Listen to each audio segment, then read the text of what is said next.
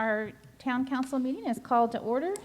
We welcome you to the Poetry Town Council meeting of our beautiful town of Poetry, Texas on April 27th of 2023.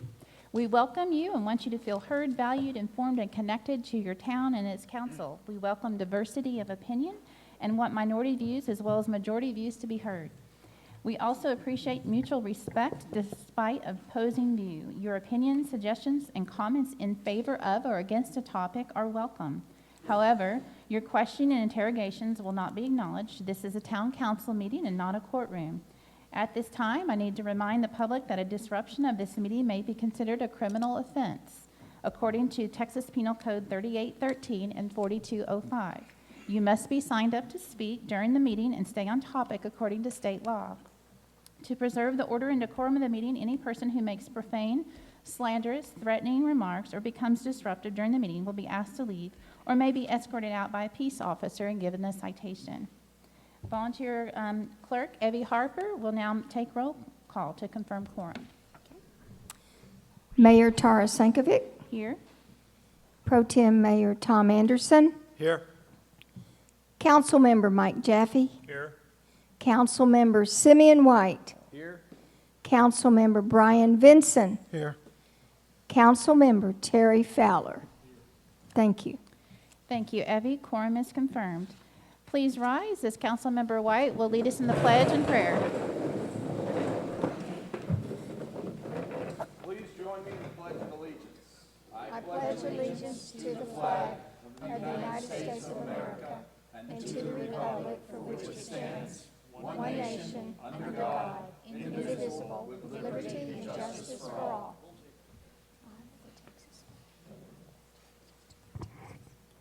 Please join me in prayer. It is? Oh, there it is. Just had to be a little closer. Please join me in prayer. Father God, we pray tonight for peace in our hearts, that our minds and our hearts would conform to a Christ-like image, that which loves all, that which is looking for the good of all and is just looking out for our neighbors. We know, Lord, that you've commanded us to be at peace with all men and to even love our enemies as ourselves. And I pray that that would be our mantra in this meeting and in the days to come. I pray, Lord, that you'd give wisdom to this council, discernment, and that we'd make decisions without haste, but in perfect tranquility and peace in Christ, not too eager to move forward, but willing to make tough decisions when we have to. Father, I also pray that your will would be done in this upcoming election and in this meeting, because we know that your will is above that of ours, and we pray that it be you, not us, that decides these things for us and works through us as your instruments, Lord. In Jesus' name I pray, amen. Amen. Thank you. Thank you, Simeon.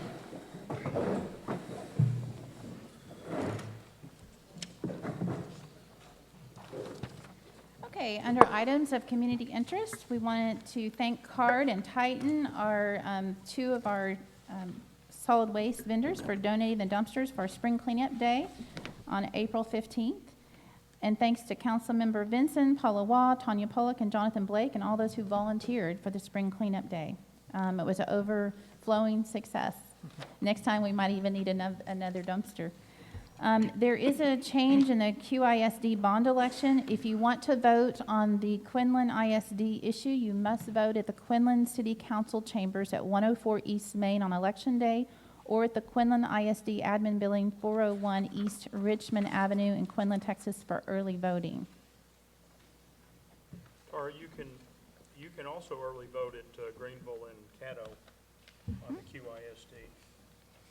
Okay, so I got this from the notice of election, but if Yeah, that is... I voted at okay. Caddo the other day. Okay. I voted Quinlan, and I talked to Jeannie Ash, and she Okay. confirmed that Greenville also. Okay, very good. Very good. If you do go to Caddo for early voting, you can vote for council and mayor on one form, then there's another completely different form for the Quinlan bond election. Right. Okay. But if you vote on Election Day, you have to drive two different places. Exactly, that's just early voting. Okay, thank you for that. Okay, Moving on to reports, we have the financial report for March end of 2023. We did have a beginning bank balance of $31,580.39. We had deposits come in, a total of $18,464.13. That was our quarterly franchise fee from both FEC and Encore. We had withdrawals and checks paid for a total of $5,938.75. We did have the final check from Messer Fort McDonald go through, so that is binding, apparently, and some miscellaneous things. I did have the question last time. I think Councilmember Fowler asked about the uncleared FEC check. So in a little star, I put that we have about $1,046.01 that have not cleared to date. Probably we'll reach out to those folks and see where that will need to. Those are refund checks. It doesn't say that on the check, but we'll definitely need to be reaching out to them. The ending balance is $44,105.77. Okay, moving on to the budget versus actual. The end of quarter 2 is actually like a mid-year report. Remember, our fiscal year is October 1st through September end. And so there's a lot of numbers here, but kind of in a nutshell, we have in our revenue side, we're 10.5% over projected revenues. And in our expenditure side, we are under budget. So we're over on revenue and under on expenses. So we're 13% under on projected expenses. So is there any comment on that? And I may not know the answer. Yeah, do you want to point out where the major delta is as far as the under expense? So on the under expenses, probably,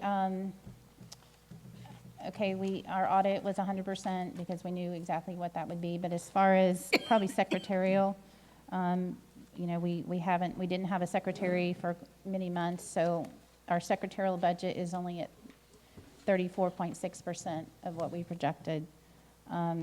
Office supplies is about a third.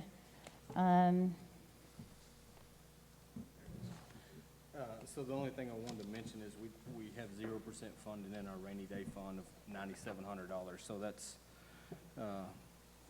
it skews the numbers slightly. I understand that's at the end of the year, but if that's Well, fully funded, right? No, that actually, what that means is for this year, okay, we have 9,712 for rainy day, but it's just saying that we haven't spent any of that. So this isn't where we're saying we're gonna put $9,712 in the rainy day fund? Hey, Terry, could you speak in the I'm speaker, sorry. please? I was just asking about the rainy day fund. It shows 0% funding, so I know we had something in our budget to fund a rainy day fund. If you look under budget, it says 971233, Uh-huh. and so it's just saying that we have spent zero of that. That's all that what the zero is. Okay. The budget amount is 9712. We probably won't be putting in the quarter unless so we have 4 quarters, so the budget's 9712, and then, so if you see the full year, you'll see that we haven't spent any of that, but you'll see that. I guess to simplify it for me, there's $9,712 in our rainy day fund right now, That's correct. out of the 44,105 that we have in our account. Well, it's a chart of account, so it's not the same thing as a bank account. Okay. It's not quite the same thing. Yeah. Okay, any other?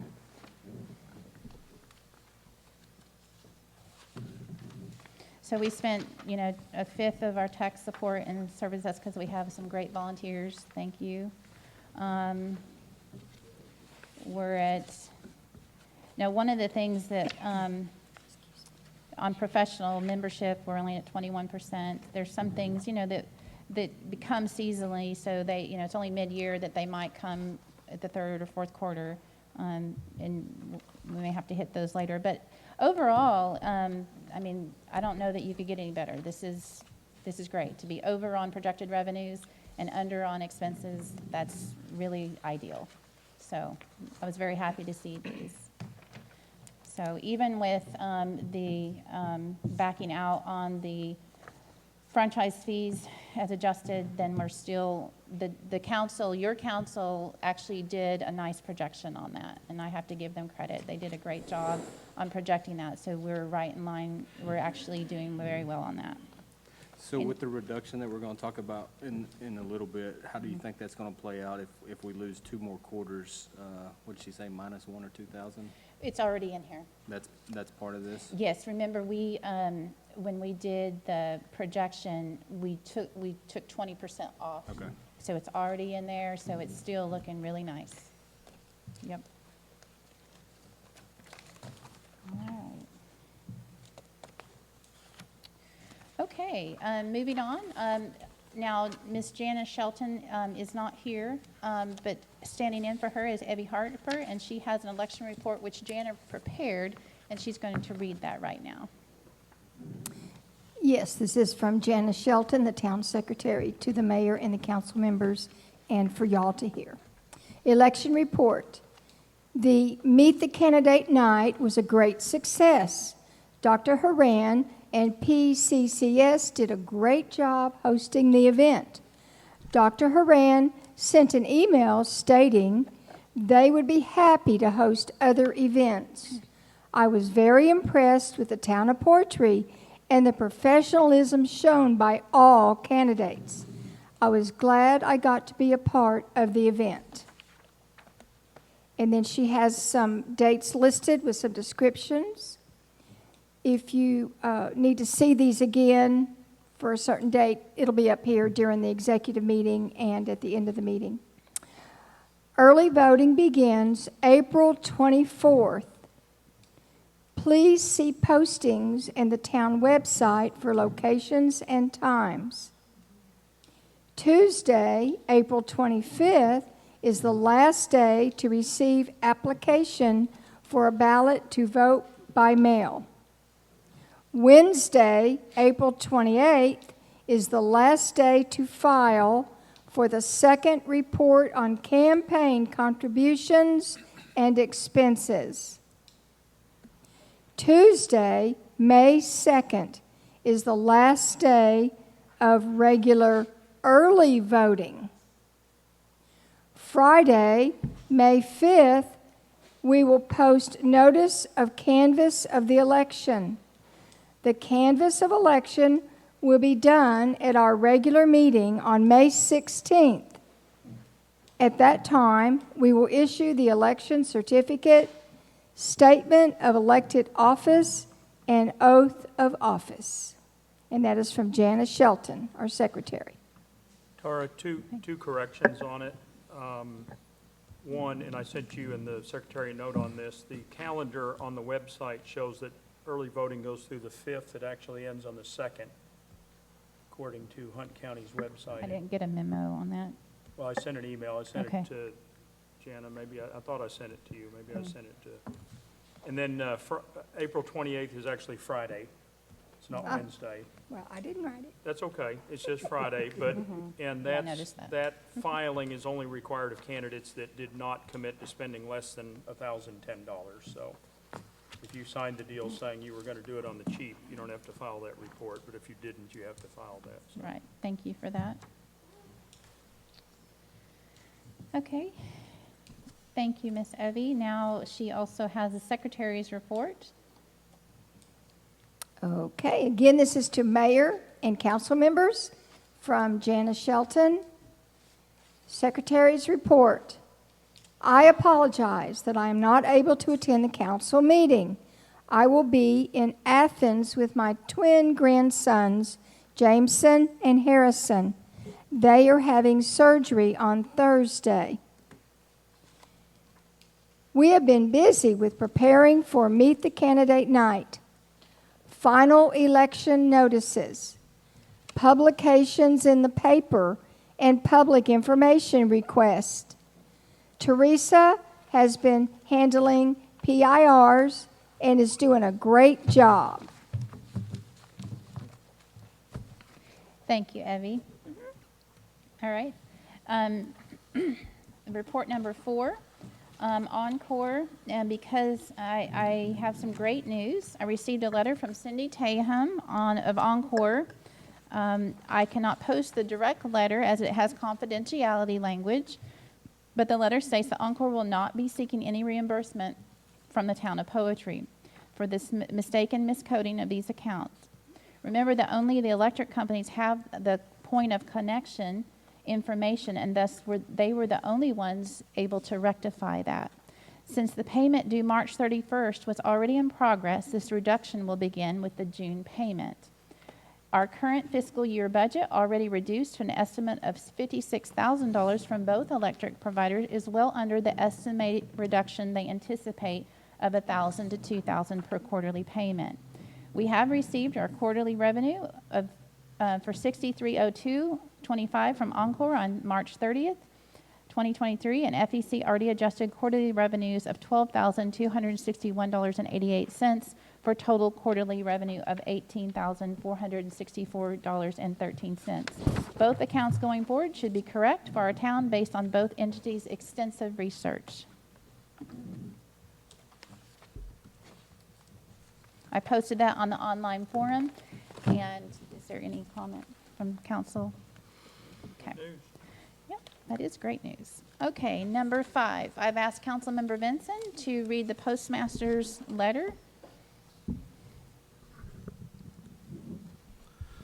Okay, the letter was addressed to the mayor, and it says, "Thank you for contacting the United States Postal Service." Apparently, that's a registered trademark. This responds to your recent correspondence regarding the establishment of a unique zip code for Poetry, Texas.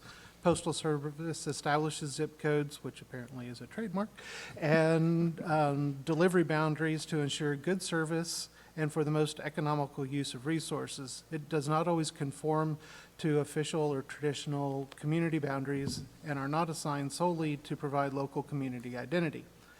The situation in which a mail delivery address differs from the geographic or political name of a community is a common one throughout the country. As new housing developments emerge, they wrote it in a different tense than I'm accustomed to reading. So, as new housing development emerges, political jurisdiction expands, areas incorporate into separate communities, or delivery is extended from a nearby established post office can accommodate the new territory. As a result, many communities throughout the nation have mail delivered from a post office with a different name than their community. It's too costly to establish a new post office or create new zip codes for community identity purposes. Zip codes and mailing addresses are intended to help us provide prompt and accurate mail service as a valued longtime corporate asset of the U.S. Postal Service. 5-digit zip codes can only be authorized in the following instances. So this is the instances where they can authorize zip codes. Where there's an operational need that supports the post office mission of providing the best possible universal service to the customers. When an existing zip code structure impedes quality of service, and when there is an opportunity to reduce our distribution and delivery costs significantly. Basically, they're building up to the fact that they're not going to give Poetry its own zip code, which is okay, because this is the clincher paragraph. While we cannot comply with your request to establish a unique zip code for Poetry at this time, we are in the process of taking another exceptional action to formally define the city in our system. Poetry will be designated as the preferred last line, PLL, for all delivery points with the city municipal boundaries as soon as it is approved by our headquarters. This special accommodation will be in process in the following months, and our records are periodically updated to reflect any changes in address data. The PLL designation informs mailers that new Poetry should be used for all addressees within the city's boundaries. Please contact the manager if we have questions, etc. But basically, Poetry's not going to get its own zip code, which is no big deal because we're going to be listed as a PLL. And that's where I started going on a little sideline of what's a PLL? What does that mean? And basically, as you're writing an address, it's somebody's name, somebody's street, and then the state, the city, state, and zip. That's the last line, and poetry will be listed and associated with 75160. And so poetry will be able to be referenced as a town associated with that zip code. So you can't find that information, or at least I couldn't find the information on the Postal Service, so I actually turned to an AI to do that research for me. And on the forum, if you go to the forum, you can see exactly the questions that I asked and the answers that the AI gave. But that sparked another question in my mind of, well, if we're not associated with a zip code, how do we get sales tax? Because, you know, we've heard a lot about if you're not associated with a zip code, you don't get sales tax associated with that zip code. So what the AI came up with, and I thought it was really interesting. I'll read you the question. In Texas, does a city need to be associated with a zip code in order to receive sales tax generated within its municipal boundaries? That was the question I asked of the AI. And it says, in Texas, the city does not necessarily need to be associated with a zip code in order to receive sales tax generated within its municipal boundaries. The Texas Comptroller of Public Accounts is responsible for collecting and distributing sales tax revenue to local governments, including cities. The Comptroller's Office uses a system of reporting and tracking sales collections by businesses based on the location of the business and the designation of the sale. AIs are not known for conciseness. When a business collects sales tax on a transaction, it reports the location of the sale based on a set of rules established by the Comptroller's Office. These rules take into account various factors such as the location of the seller, the location of the buyer, and the type of transaction. Based on these rules, the Comptroller's Office determines the appropriate distribution of sales tax revenues, et cetera. Okay, and so it gave a lot of information there, which I think was good, but it didn't really get to the core of the matter. And I asked, how does the comptroller know the location of the buyer and seller if it's not associated with a zip code? And I'm not going to read its full response. You can on the forum if you would like. But basically, the comptroller's office has geocoding available, computer technology that says this is where the business is. Is it inside or outside of a city limit? If it's inside, it says, okay, well, we're going to collect sales tax on behalf of the city or town, in our case, on that sale, and then we'll remit that sales tax back to the town at the appropriate time. So it's computers, you know, it's the magic of technology that allows them to determine where a business is and whether or not you get sales tax on it, rather than based on solely zip code. Okay, thank you. Sure. So since he had done that research, I thought that geocoding was fascinating, so they apparently use a whole nother system, and I thought that was reassuring. I have talked with other mayors and city secretaries who've said, you know, if you can get the Amazons and the eBays to make sure they switch it to your city, that does help. So I don't know, but maybe the geocoding is newer and just a better system, but that's yet to be seen in our area. So I've asked Councilmember Vincent also to read the comptroller's letter I received. I received that on April 6th, and I kind of highlighted, you know, that second page because I thought that was the most pertinent thing. We don't need to bore you with everything, but the sales tax allocation payments I thought was the most pertinent. Yeah. Yeah, she's gotten me to read out loud more than I've read since high school, I think. Basically, the cover letter says, hey, from the Texas Comptroller of Public Accounts says, hey, welcome to our sales tax family. Yes, that's a direct quote. And if you have questions, there's information on how to reach out to the comptroller's office. But yeah, they included a fact sheet, and on that fact sheet, sales tax allocation payments. Allocation payments are verified and released on the second Friday of each month, unless the week includes a federal holiday, in which case release is the first day following the second Friday. Leave it to government. Local entities receive a statement each month explaining their allocation amount. The lower portion of the page is used for special notices each month to all taxing entities. So once we start getting our taxes, we'll get a monthly payment and a statement from where they came from. So that was the gist of all of this. Okay, since you're on your way out, Brian, we thought we'd just hear a lot more from you tonight. Yeah. Thank you. I'll bow deeply on my way out. Thank you. All right, okay, so moving on to the consent agenda, item H. We have corrected minutes from January 23 of 2023.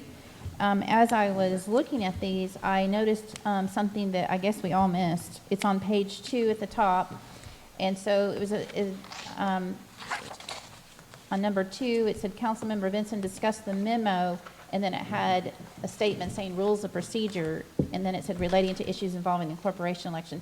So that rules of procedure just had to be edited out. I had talked to Councilmember White, and he agreed that we need to not conflate those two. So it's just a simple amendment and correction. It may have been as simple as someone hitting a cut and paste, I don't know. But it is corrected now, and so we have a motion to accept that? We're just voting on the 23rd of January, right? Yes, sir. Okay. While you're editing it, just under State Bar of Texas, on the first page, it says State BAT while you're correcting it, but yeah. Okay. Where is that? At the bottom, the State BAT of Texas. That's a really aggressive group. It is. I'll move to approve the January Okay. 23rd meeting minutes with edits. Second. Okay, we have a motion by Fowler, seconded by Benson. All those in favor? And that passes unanimously. Thank you. Tara, I make a motion, we move the 21st of March to the regular agenda for discussion, please. Okay. And second, we have a motion by Jaffe, seconded by White, to move the minutes from March 21st to the regular agenda. We'll label that item A. All those in favor? And that passes unanimously. Okay, so we're going to open the regular agenda now. We have to open our regular agenda, but then we're going to move into an executive session. We'll be calling our attorney on the phone, and we have an issue or two that we need to discuss with him. You can hang tight here, and we'll get out just as quickly as we possibly can. I apologize that you have to wait, but we do have a secretary that needs to get home, and so we're going to try and be prudent with our paid employees and paid legal help as much as we can. So we'll, according to Texas Government Code, Section 551071, consultation with attorney to conduct a private consultation with his attorney under a matter in which the duty of the attorney to a government body under the Texas disciplinary rules of professional conduct, the State Bar of Texas clearly conflict with this chapter, employee matters, and 1099 versus W-2 for secretaries. They're entitled to hear what we do. Okay, we're going to reconvene. The time is now 7:36 after a 5-minute recess. So Councilmember Jaffe will summarize the executive session for us. Thank you, Teresa. Thank you, Teresa. Okay, so we talked about two things back in executive session. The first one was we had discussed several months ago the idea of doing exit interviews on our city secretaries when they leave us so that we could sort of get the benefit of whatever their experiences were so we could learn from it. We did have one of our past secretaries send in the response to the questions, and there was nothing particularly earth-shattering in it. She wasn't here very long, and we, in fairness to her, really didn't do much training because the day she started and left, things just didn't work out, that we had a lot of time to explain things to her. So in working with our current secretary, the couple of things that she brought up in the exit interview were things that we saw and corrected, so there were no scandals or issues or open-ended anything. So anyway, we put that to rest. I think it was a good process. It's something that some of us are familiar with in the business world. You know, when somebody leaves, you want to sort of understand lessons learned and all of that. The second thing we talked about, and you've heard us discuss this before, was whether we should be paying our city secretaries or town secretaries as 1099 employees or as W-2 employees.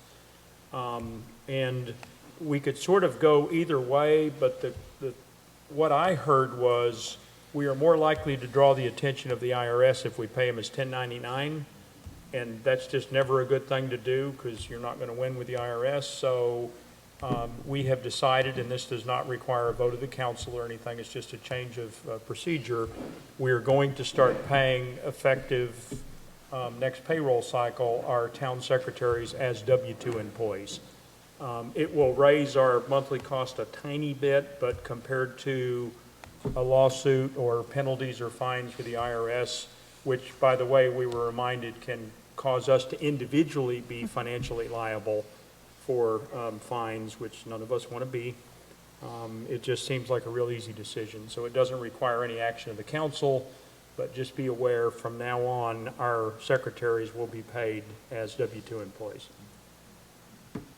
Which means that we will be required to pay the Social Security tax and the Medicare tax. So it's a little bit more expensive, but it's also prevents them from having to come up with that. So it's a nice thing, and it is kind of a gray zone, but we're going to go ahead and do the right thing. Okay, so for this item, we do have, thank you, Mike, we do have 4 people who've signed up to speak. Robin Followill, Shelley Smith, Patrick Smith, Tracy Hibbs.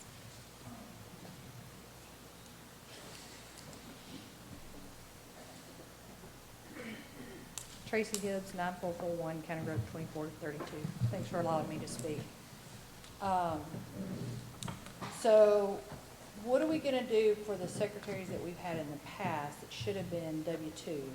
Will there be any kind of repercussions going forward? I mean, because they can go back to the IRS and say, hey, they didn't take out my deductions. Yeah, according to our attorney, he's dealt with this before where you make a change sort of on the fly, right? And we did ask, do we need to do anything retroactively? It is his opinion that it is not likely we would ever have a difficulty with it. I mean, I guess there's always a chance, Yeah.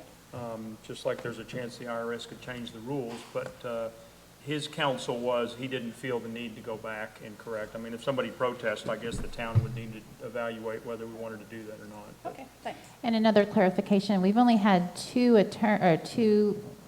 had 3 secretaries who have actually, so we had Caroline who received a 1099, Jana, and then also Teresa. So, but Jana and Teresa will be next paycheck or next pay period should be converted to W-2 once we get the payroll module that will allow us to do the payroll taxes properly. So, okay.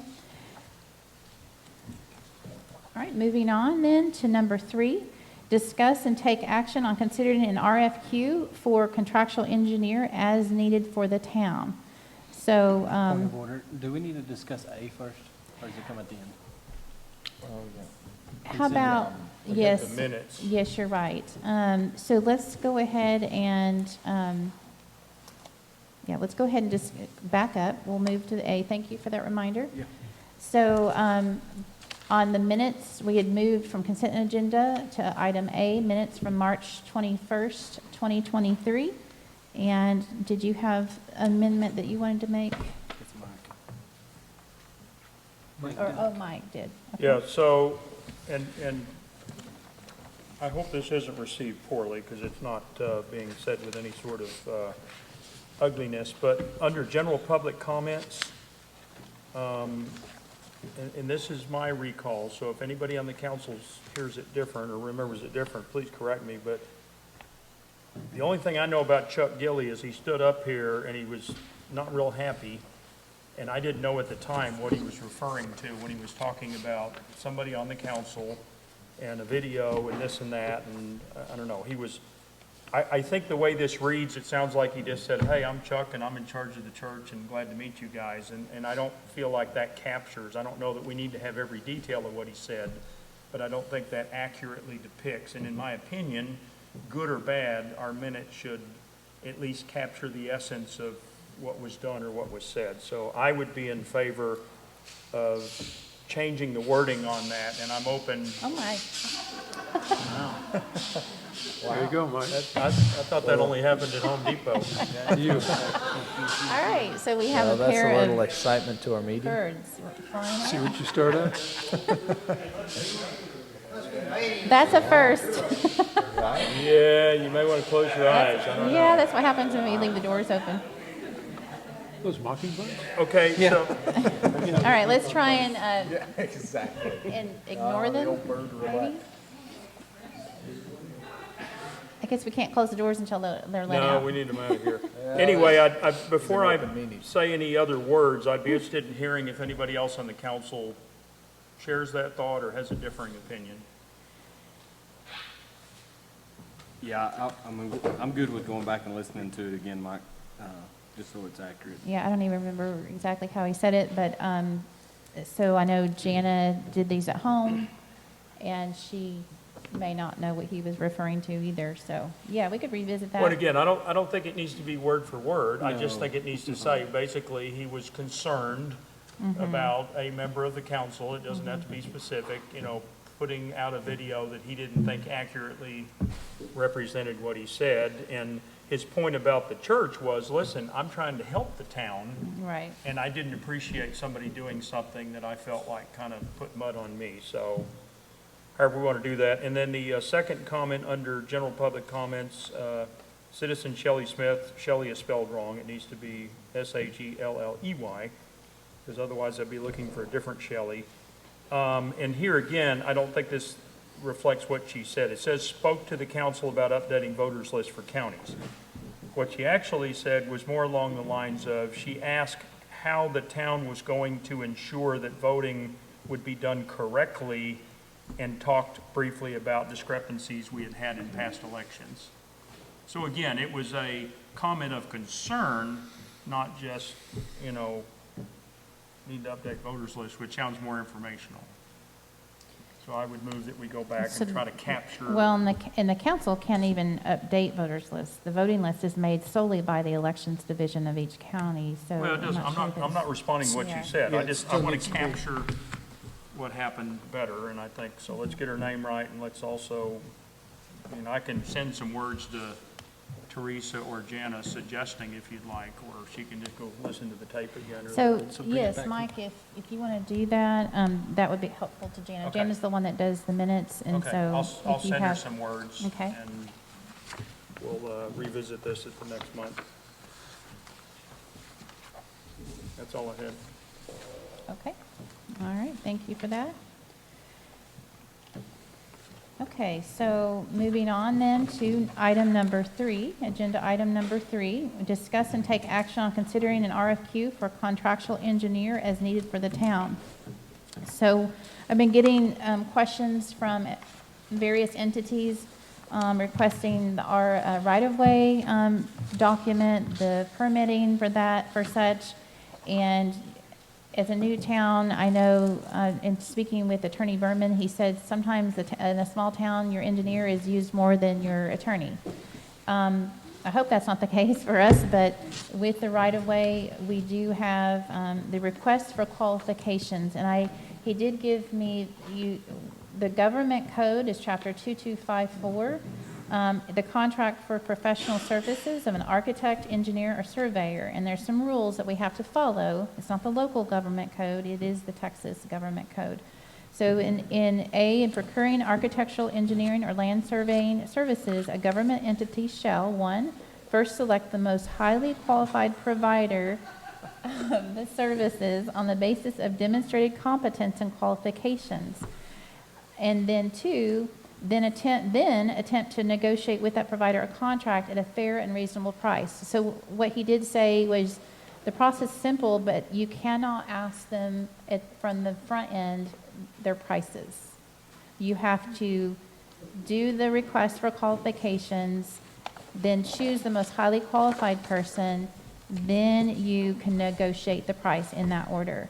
B, if a satisfactory contract cannot be negotiated with the most highly qualified provider of an architectural, engineer, or land surveying services, the entity shall, 1, formally end negotiations with that provider, 2, select the next most highly qualified provider, and 3, attempt to negotiate a contract with that provider at a fair and reasonable price. So you have to go through each one in order according to state law. Tara, can I check you here and just, so I guess, I didn't get anything in the packet, I'm guessing nobody else did, is sort of explaining this. So it's a request for quote, so we're talking about. Request for qualifications, so that's what it sounds like now. I thought it was RFQ for quote as well. Okay. Well, that's what you No, said, and I he wasn't said sure. just to talk about it, because so we're here to talk about it, so that's why we're here to talk about it, so that, and then he just discussed this with me this afternoon. So, does the council think that we need to do this, and then we will go through that process of requests for quote? We can, Well, we can't request a quote until we have their qualifications, right? no, what we do is, this is kind of distracting. We do request for qualifications, but the council would have to say, vote, yes, we want to do that in a formal way, and then we will, we can put that out there. It doesn't necessarily have to be the newspaper, but we can What send again, out letters. I'm not, please don't hear me as being critical of you, I am not. I'm stuck on the what. Yeah. And I know you put some words on it, but can you help me again with the what? So this is, Is the Q a quote or a qualifications? Qualifications. Qualifications. okay, We're so this just- is having an engineer at the town's disposal that we could rent when we need them to do engineering kinds of stuff? So, Yes. yes, the way that Mr. Attorney Berman stated it was, we're going to have once we go through this process, then we'll have an engineer at our disposal whenever we Okay. need that. When So we it's need kind of, we set up a contract with a particular professional. And we kind of need to go through that process because of the right-of-way needs. We're going to be needing a town engineer. Well, and for further clarification, so Terry, in the past, we've talked up here about, or maybe Bruce or somebody, about these companies that you can hire. They're a little pricey, but you can sort of hire them. Is this all on the same topic? The one we had talked about before that I'm most familiar with is the Bureau Veritas. And Veritas, yeah, they have a large gamut of what you can purchase. I mean, they're almost like a menu if you need Okay. if you need an engineer, if you need whatever, a plan review. So, So it's on that the same question is, the contractual engineering, I mean, have we come into an instance that we need it so far? And can you give me an example where we need it? Well, okay, so I've had two requests recently. One is from FEC Electric, and they are concerned about the right-of-way. And I told them, of course, we have the $100 permit fee, and then but there might be a need for an engineer to go through and look at some of their items. And so the Attorney Berman did say that it would now be the time to kind of be looking at this. And so that Okay. in case something does come up, we're not 2 months Right. behind the ball. No, I'm good with that, So- but if we're gonna start that conversation, I think we do bring in, maybe a Bureau Veritas or something like that, just to see if that kind of fits our smaller, I think a contractual engineer is gonna be a lot different than maybe a piecemeal when you need it kind of Bureau Veritas. So I can clarify a little bit on the different types of engineers and how they work, because there are three main types. There's one that you hire that's full-time, and we don't want that in any way. There's one on retainer, which is available to us at all time, but we're also paying them a reoccurring payment that's pretty much the same. And then there's the contractual, which is just whenever you pull them in when you need them. So similar to Bureau Veritas, they'd probably fall under that last category, what we're searching for. We're looking for qualifications, but my question is, what kind of an engineer are we looking for? Are we looking for a civil engineer? Are we looking for an engineer that specializes in infrastructure, which is probably what we need? considering the right-of-way. And a lot of what these engineers do for small towns is they look at all the subdivisions especially, because things like doing studies for the runoffs with all the concrete being added in. I've talked to some of the local municipalities around here, and that's a big complaint to have. Their waterways are flooded because of all the added concrete. So we might need one available in the future anyways, even if we didn't have the right-of-way, and I would suggest someone that specializes more in infrastructure, but I wanted to know what you had in mind for what type of engineer. Well, there's one more point too, in that there's an engineering company which has various types of capabilities depending on several individuals. And given that we don't know what we're going to need, I think if we're going to ask, we want to ask for a company that has several different types of people, not just a single person, because it's such a specialty. Well, Attorney Berman did recommend the engineer that works with Talty, and very reasonably priced and can kind of meet the needs of a smaller town. And I also did get that recommendation from someone else. So Veritas does have it does have the, I guess, out there that it is pricier, kind of the reputation of that. And there was another one that I think a city secretary had recommended. But again, we have to go through this process legally. So we want to make sure that we're doing everything according to the government code. So the government code says we have to send out RFQs to hire a contractual engineer. Requests for qualifications. So we Okay. would just send out letters requesting qualifications of them, and they send it back, then we would review it. Now, it does have to go through a public hearing, so then we would review the most qualified one and then go through that step process, is my understanding. But just to be clear, we cannot hire one without going through that process. No. Okay. So could we, if he's made this recommendation to this Talty person, I mean, could we invite that person to attend the next council meeting perhaps and give us a little bit of an overview? Because I feel like we don't know what we don't know, and I'm not even sure how we would ask the questions. That's kind of where my head was, because I was like, how are we supposed to negotiate regardless of their qualifications, how are we supposed to negotiate a good price if we don't even know what the starting point for, cost should be? So, Well, I don't need him to quote dollar Right. prices necessarily. It's just, here are the kinds of things that I am capable of doing and you might be looking for. Because I'm kind of like Tom, like a general purpose civil engineering firm that has, 8 different categories of engineers, depending on whether you're doing underground, above ground, structural, whatever.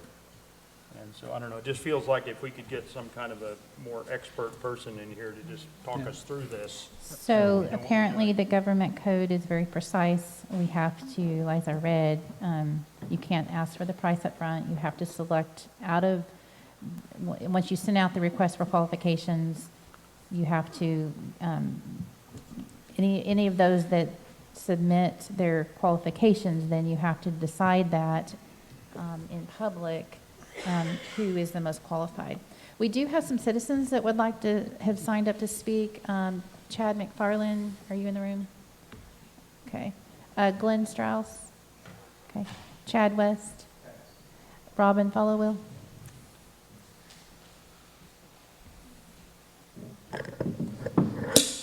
Robin Follow, 10658 County Road 2400. So I can tell you that one thing, whoever you end up talking to when you get to the point with engineering, one of the first things they're going to ask you is, what building code does your city go by? Because it makes a big difference on engineering, how they do things for small towns or not. So that's something that you're also going to have to think about and do. Like, you can do the bare minimum for Texas. It's in the local book, the local code, that every town is supposed to adopt a building code. But that is one big thing that an engineer is going to want to know before they even decide. Even if you like them, they're going to want to know, what building code are you going by? That plays a whole huge role in right-of-ways and everything else and how they do jobs for this town going forward. My other question is, so we have a list of how much all permits are going to cost? Y'all have determined all those fees and we have a list? The only permit that we have is the right-of-way right now. Okay, and so y'all all voted on for that to be $100? costs.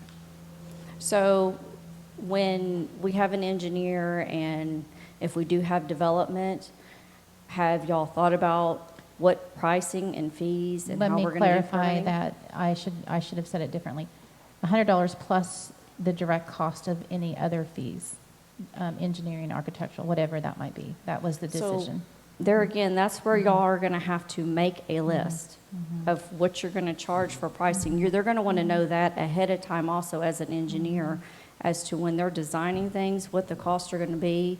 And you need to know that anyways for if we do have some developer come in that we don't want to come in, but we got to be able to have fees. You can't just do that on the fly, especially when it has to be voted on. And so I know that we're all wanting to stay small and not develop, but then again, it's like I've always tried to tell y'all, we still have to be prepared for that one day that we're not going to be ready for when they come in and we don't have time to push things through. So we need to get a price point on what we're going to think of what we would charge permits for future reference. Need to be thinking about adopting a building code, so the engineer would be more willing to work with the town that has that established so they know what they're working with.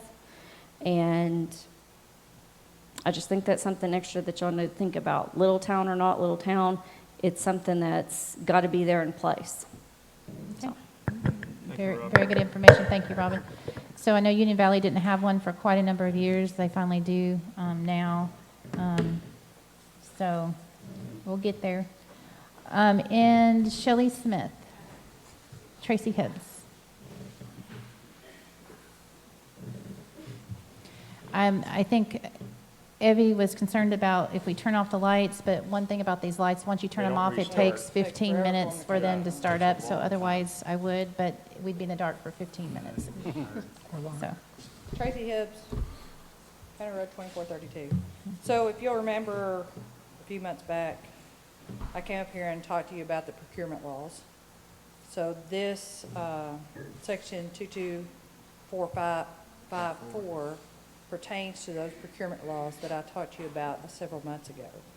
So this is where we would go in and use the vendors list that the state of Texas provides for these types of services. That's all I want to say. okay, thank you. Thank you, Tracy. He just said thank you. Tracy. Okay, any other comment? That was the last. Yeah, I was reading 2254, just so council's fully apprised of this. So the process is first select the most highly qualified provider. So that is correct. The second step is then attempt to negotiate with the provider, and it goes on to say if you cannot contract a fair and reasonable price, at that point, you, in negotiations, then you select the next most highly qualified. So it doesn't mean that you have to pay the highest price just because they're the most qualified. It gives you the steps to find the highest qualified person that you can afford, basically. Yep, thank you for that clarification. But Any other? but it doesn't tell you how to establish what a baseline price should be without having Maybe five that's just people real quick, yeah. referring Right. what their price would be. So, yeah, it's an interesting paradox. Okay, I think that it would be a good idea to start the process. So, and which is really what the agenda item is about, take action on considering. So I think it would be a good idea to start the process and develop some knowledge, some understanding of what we're looking at, even if we don't go all the way through with finalizing a contract right now. So, Well, and I would be in favor of whoever takes that charge coming back and educating the council, you know, so that we understand as a group what it means and how it works and all of that, so. Is there a volunteer for that? Is there an engineer volunteer for that? Well, I guess I think once we started interviewing a few people, they would give us a list of what we need to do. I I think mean- they'd specify that. And I don't, why couldn't we like talk to other city managers and things? We should- Well, we I need mean, to go you should talk- be able to send out letters, requests for qualifications, just send out from those who've been recommended. And so we would send out the same letter, hey, we were doing a request for qualifications to the ones that have been recommended already. and then just say, hey, a standard letter, and then if we get something back, then we can bring it to council. I don't think it should be, you know, it doesn't have to be a whole committee. Or I think it just can be pretty simple. He did say it was pretty simple, but you do have to bring them back. So the start is to talk to the two towns that already had them and have people recommended, and bring them in to listen, and then see Well- where we go? If they respond to the request for qualifications. Okay. Tom sounds like an expert, so I nominate Tom to take this. A big He is good at mouth. editing letters. All right, Thank you, Abby. Okay, I'll, okay. Just go get us some information and let us know. Is it bigger than a bread box? I mean, I don't know. I just feel like we're wandering in the dark a little. I get what it is. I'm just not, I'm like him. It's a little bit of a paradox. You can't do this, but you got to do that, but you can't do this, and I don't know.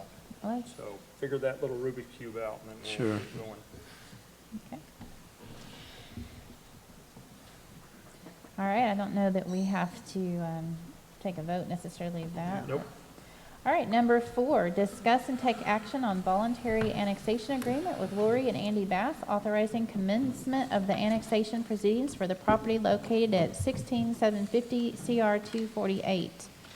So Lori had reached out to me via email saying that she requested, because of the property ID separation, she wanted all of her property to be together. And so she has requested that we take that sliver that has been sliced off and move that into her whole property. She wants to move that into the town of Poetry. We do have an agreement here that she has signed. I have requested her the warranty deed for her property. The attorney did say that we needed that. So she has signed that, dated that, and this is the agreement the attorney has written up. We did have, on that request, we did have 3 additional. One of them was already in the town. The other one, it was contingent on a neighbor getting into the town before they could be in the town. And the third one is still talking with a neighbor. So we did have 4 total requests on the voluntary annexation, just so you know, but this one is actually already signed. So, and then we're here to approve the commencement of that or not. yeah, just, I wasn't clear, Tara, on the map of the CAD codes, which ones, I mean, the one that they're asking about is 215-745. Yeah, that little sliver, yeah. Yeah, are the others around there already in the town, or which ones are? As part of, Well, that particular property just had a sliver that happened to be outside the town. The other properties already are fully in the town. oh, okay, 24, You see 12403, okay, those are all in the town. Okay. And it is a kind of awkward sliver, so they want And- that in the town. And what about 12444, is that in the town? I lost my page. No, Oh, no, that is outside the town. that's ETJ then. Okay. Yep. Did you have a question, Mike? So Tara, did this agreement come from our attorney, Yes. Berman? Okay. It did. And just a question, and I don't know that you know the answer or anybody does, but I was just kind of intrigued with number 7, which is on the second page that I have printed here. And it reads, "The town agrees that its annexation of the property shall in no way affect or limit any of the uses which may exist on the property." Is that like forever, or is that the day it's annexed, or for a week, or I'm just kind of curious? Well, previously it said that it will be brought into the town and receive the services that the town delivers. Right. That's a good Well, I question. mean, I'm thinking things like, well, if they're running a chicken farm, they can still run their chicken farm, or if they're running, but that doesn't hinder our ability or the town's ability way off in the future to impose rules, right? I mean, I don't think it like gives them permanent exemption from P and Z and other things, because that wouldn't make sense. I mean, you I have think to- that's a very good question, Mike. That's a valid point. I think it's the date of this, if they're I currently mean, doing if something. it is, then I want to annex, because if it gives me like a shield around my property, Yeah, everyone is and going to I be can do joining in. whatever I want, then I want in, because that would be pretty cool. But I don't think that's what it's meant to mean. No, when Are I the looked at- Basses here? I don't I- believe Well, so. they I didn't write looked the at- agreement, we wrote the No, agreement. Yeah. but one of my It's fine. concerns is that they want that sliver to be included in their property so that they have one unified property. We don't draw the lines, but the county draws the line, and just because we annex that section in doesn't necessarily mean the county's going to redraw that line. So, Well, remember that we are going to be, one of the reasons that we did the voluntary annexation is to get it in the map, the new map. We're gonna have to In the have a town map map, drawn. right. We're gonna have to, after this, we will have to, and both attorneys have said we need to anyway, hire a mapping engineer and have them solidify a proper town map going forward. And Right. so this sliver could be amended at that time. I agree. I just, would- what I'm saying is that the town can do what the town wants to do, but that doesn't necessarily mean that the county is going to redraw that sliver into, that doesn't mean that the county's not going to keep that as a separate property ID. That's So right. if that was their main force, I just want to make sure that they're aware that that might not happen. We don't have any control over that. Well, in fact, it probably won't, because typically, once the county subdivides, I know my properties have multiple pieces. Now, it's a single statement, but it shows, it's like, once they break it down, they never seem to put it back together. So they know it is one owner, but it's like little slivers that. I think that you're I think lucky. it's a very good point. They're assuming that that would happen, but we Yeah, don't 'cause I think control the that's what her county. email Right. says. Right, we don't So- control the county and what they do. In fact, Hunt County didn't divide out at all, but Kaufman County did. They had the same request, but it's odd, so that is a very good point. And- Yeah, because she yeah. says, so therefore, we received two bills. This is from the tax office, one for in-town and one for out-of-town. I'm asking you to read all the lines,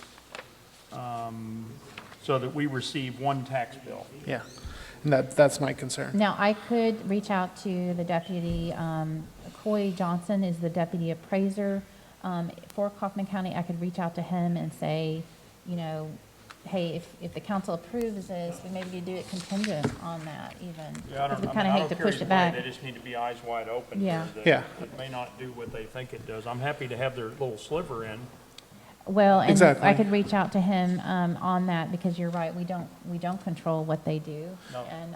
And an answer to Mike's number 7 question, I think, is also important before Okay. we take action on that. Okay. And let me jump in there and say, I think the question is answered in number 5. If you go down, it lists all the services that's provided, and in it, it mentions road construction, operation, maintenance, repair, planning and zoning services, and general government administration. So it actually guarantees that they'll have what planning and zoning are in the rest of the town. So I don't think it's going to affect what they can do compared to other parts of the town, because it expressly says that's not the case. Okay. And one thing this might do, even though I doubt very much that the county will combine those parcels, is that at least they'll be taxed the same way. Because I know the other complaint is that people, their land is taxed differently by the county, being inside or outside of Poetry. Like they Well, value it at a actually, different, They value it differently, acreage. but Coy Johnson of the appraisal district told me that it does not affect the tax in any way. It does not affect the ag exemption, it does not affect the homestead exemption. He said it does not affect that at all. Now, if there's an error, then the citizen should go and talk, call them. You don't have to have an appointment. He said if there's an error, that can be corrected. But he did say that it does not affect the rate. It does not affect the homestead or the agricultural So if exemption. it doesn't No, affect but- the taxes, does it affect the appraised value? that's what I We're was talking about saying. two separate things. Appraised value, if you have a 1% tax on $1, it's one price. But if they raise that dollar value, 1% tax still grants more money and more money out of the citizen's pocket. So to say that it doesn't affect the tax, that's only partial true. Has it increased the value which is increasing the liability on the citizen. And let me say that I can personally say there's a discrepancy, not only if people come to me, but I can see it in my own property. What's in the town is taxed different than out. I don't know which one's more Appraised expensive. different or taxed different? Appraised different, so it'll be taxed different. So he said that so we might need to check with him, but he seemed to think that it did not affect that, but, you know. So I don't think we're I ready have- to I take have action some- on this yeah. one, basically, is Yeah, what I it don't- boils I don't down wanna to. set 'em Yeah. up for failure, so. Yeah, okay, good points. Okay, yeah, so those are very good points. We can check back and make sure that we have investigated that more thoroughly. Okay, moving on, number 5, discuss, Citizen discussion. Citizens. citizens, we already had citizens on number 4. No, we didn't do annexation. Yeah, So number 4, we didn't have, okay, so, I'm sorry, Robin Followwill on number 4, you can pass. Shelley Smith, Patrick Smith, Dale Bryant, Tracy Hibbs. Okay? All right, now. All right, moving on to number 5. Discuss and take action on Councilmember Vincent's ordinance preventing ad valorem tax in poetry. Very creative ordinance. Do you want to take it from here? Explain. Sure. Okay, so, as you all know, I'm opposed to property tax. Have been since before I started running. But the state of Texas does not allow us to adopt a 0% property tax. It's against the law, we can't do it. Since we currently have no property tax, then I tried to find a procedural way to keep us from ever having it or to make it more difficult to ever impose it. So what I did was, if we pass this, impose some hurdles that people have to go through in order to pass an ad valorem tax. Ad valorem, just to reiterate, is a property tax. Basically, you have to give plenty of notice, and it spells out the type of notice that you have to give and where you have to give it, that type of thing, and I think it's fairly comprehensive. And this would be if you're wanting to modify the tax rate, so that would be in the future, again, if we pass this, moving it from 0. Or if you wanted to change this ordinance, you would also have to go through a series of notifications and some procedural hurdles in order to change the ordinance. So you can't just change the ordinance and then suddenly go back and change the tax. So I could go through and read it step by step. I don't think it would be all that helpful, but basically that's the gist of this. I think it's been out there for people to be able to read now. And there's also a further discussion on it on the forums because Councilman White has also added some extra things to it. So I'm going to go ahead and turn it over to Mr. White for those items. Well, thank you, I appreciate it. And I was really excited to see this, because property tax is one of the things that I care about the most, really. I mean, it's pretty much why I'm up here, is to make sure it never happens. So I saw this and got excited about it, and just wanted to add more to it. So I kept everything that he put, because it was great, it was excellent, and just put more into it, gave it some more teeth, made it a little more difficult to go through all the procedures. A couple of things that were added to it is that, you know, if a property tax was ever implemented, that there would be a cap on it unless the council, you know, makes a big vote otherwise. And this big vote I'm talking about is Section 8, which makes it so that we have to vote by a supermajority, which is 2/3 of the council. So instead of just having 3 people that could pass a property tax, it would make us have 4 people that would have to pass it. So, you know, if there's just 2 people that stand up against it, there wouldn't be a property tax, so it makes it more difficult to pass. This also, it has a sunset clause, is what it's called, which pretty much says that every time we do the annual budget, the council has to vote again to continue the property tax, and that just makes it more likely that it'll fail and that we won't have it. Just makes it a little more difficult to continue taxing people. If the property tax ever happens, Section 10 says that the council needs to establish some criteria to exempt some people, or at least give them a deferral option for a property tax, specifically elderly and those on fixed income, so that those of us who can't handle a few $100,000, sometimes extra dollars a year, would be exempt from that. So although I hope we never have a property tax, at least this makes it so that a future council would have to give some exemptions to the people that are most deserving of it. Number 11 goes on to say that it should be gradually implemented. So instead of hitting us with property taxes all at once, it would be slowly increased over 10 years if a future council ever does accept property taxes. And that way we have time to prepare for it financially, and then it's a little delayed, which again is just to prevent it as much as possible. We go on to section 12, which requires the town to go through an external financial review before it adopts any property tax. So somebody would have to come in, review all of our expenses, find out where there's waste, also review all the ways we're making income, and see if there's any way the town can make income that we're not doing right now, besides property tax. So it would force the council to look at all the options, to have somebody that's unbiased come in and do, a little review of us, and it would be an extra step for anybody and an extra hurdle for them trying to do it.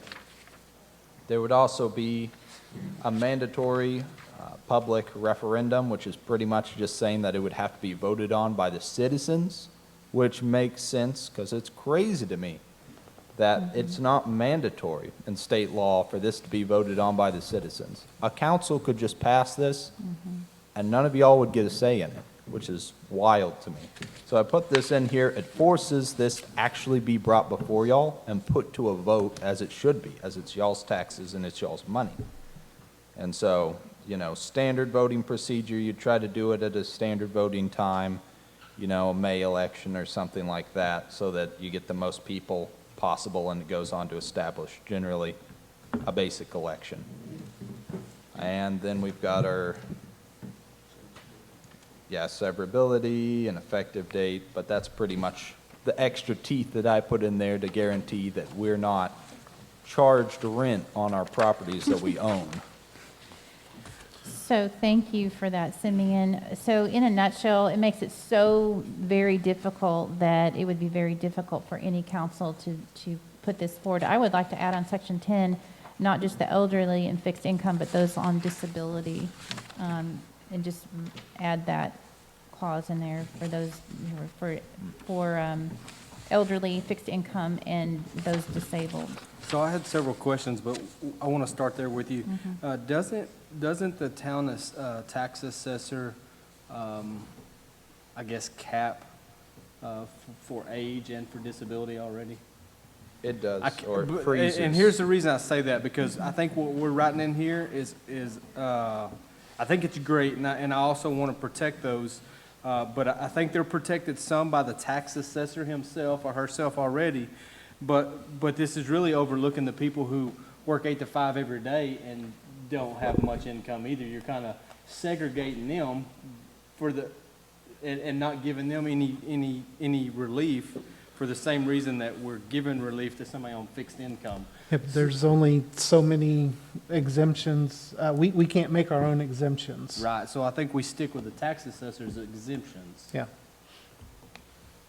That kind of keeps us out of hot water of subjectivity, like who should get an exemption and who shouldn't. Well, I'm not certain that they do have a standard exemption. Sure, there's an over 65 exemption, I know. There is, There's a but that, disability exemption. Okay. that only freezes the increase that can be put on it, which is Yeah. a little bit different than what this is saying. Yeah, I think it's a little different. And this doesn't lay out the criteria, it just says that they have to create it, and it can be based on elderly and fixed income. It just needs to be more inclusive then, because I know people that work 8 to 5 Monday through Friday who make less money than someone on fixed income. And I think that includes it here. We could put some extra verbiage in there. I agree with that. Yeah, I think it's a great starting place, and I bragged on Brian's document. I mean, this is really the heart of this council, or from what I've heard, that we don't want a tax. But if there ever is gonna be a tax, that it's gonna be fully transparent, and the public is gonna get to weigh in on this. But to Simeon's, and I got it tonight, so this is a quick review, so if I'm off anywhere, let me know. Sure. Your first one, it says exclusive to road repairs. I'm not a fan of that. Yeah, If I a was- council says in the future, they need a tax to pay bills because the citizens are wanting to do X, Y, Z, I don't want to hamstring them to road repairs only. Where is that? Number On, 7. Number seven. Yep, that was That's one true. of my concerns as well. Number 8, the supermajority, I like that. Mm-hmm. I think the number should be moved, because actually contrary to what you said, if a council, a quorum is met with 3 people, 2 people pass that. A 66% is 1.99, so 2 people pass that. So that number needs to be moved to 75 or 80% of council to No. get more of what you're looking at. Okay, so That- you're talking about a supermajority of council, not a supermajority of quorum. Supermajority of, well, quorum would be what was voting on it, right? So if 3 councilmen showed up tonight because 2 are sick, at We 66%, We, to have quorum, we have to have 3. we have to have 3. Right, so So 2 at people on the council 66% can is pass it. 1.99. Yeah. 2 people can pass that. That's an interesting concept. I would love to make it only It's just for unanimous. conversation, yeah. Yeah, it would be great if we could do unanimous. Well, I say and maybe that's 80%, that would something be we 4 out could- of 5. I mean, if we could make it everybody, Well, I'd be, I why thi- not that? But I have never seen a document that had anything more than 2/3. I kind of assumed that that was the legal limit. I think I read that You've somewhere in the probably never seen local a document government like code. this. But You're right. I The attorney think laughed that at if, it, yeah. I think that if we make it a supermajority of 2/3 of the council, we specify of the council and not just a quorum. That would be fine. Of the council. That would be fine. Okay. So we have a suggestion to take out section 7, is that what you're saying? And then Yes. also amend the language in section 8 to include 2/3 of the council. Are there any other suggestions? 9 would also have to be updated to match 8, 2/3. 2/3 of the Yeah, council. Section 8 already has it written correctly in my mind, 2/3 of the members of the town council. We could say total members of the town council, just to be extra clear if you wanted. 9 would just need the same verbiage, however we Yeah. decide in 8. Yeah. 10, I think, needs more consideration. I don't know if we're gonna have the time to do that tonight, because I am concerned about those that work hard, that just don't make the income of others. I think they should be added too. I'm in agreement. On numbers, I have a lot of additions, a lot of edits. So section 11, the gradual implementation. I'm trying to follow you on this, but I'll tell you my drawback. A predetermined period, if it's 10 years, I guess the drawback on that is increased values, just like we were talking about. So if we could look historically backwards, and I didn't have time just getting that document, how much property values have increased in 10 years? If you set a perpetual tax that's going to play out over 10 years, you could be overtaxing the citizens at the end of that 10 years because of the increased property taxes. So I think it needs to be very specific. I think with your financial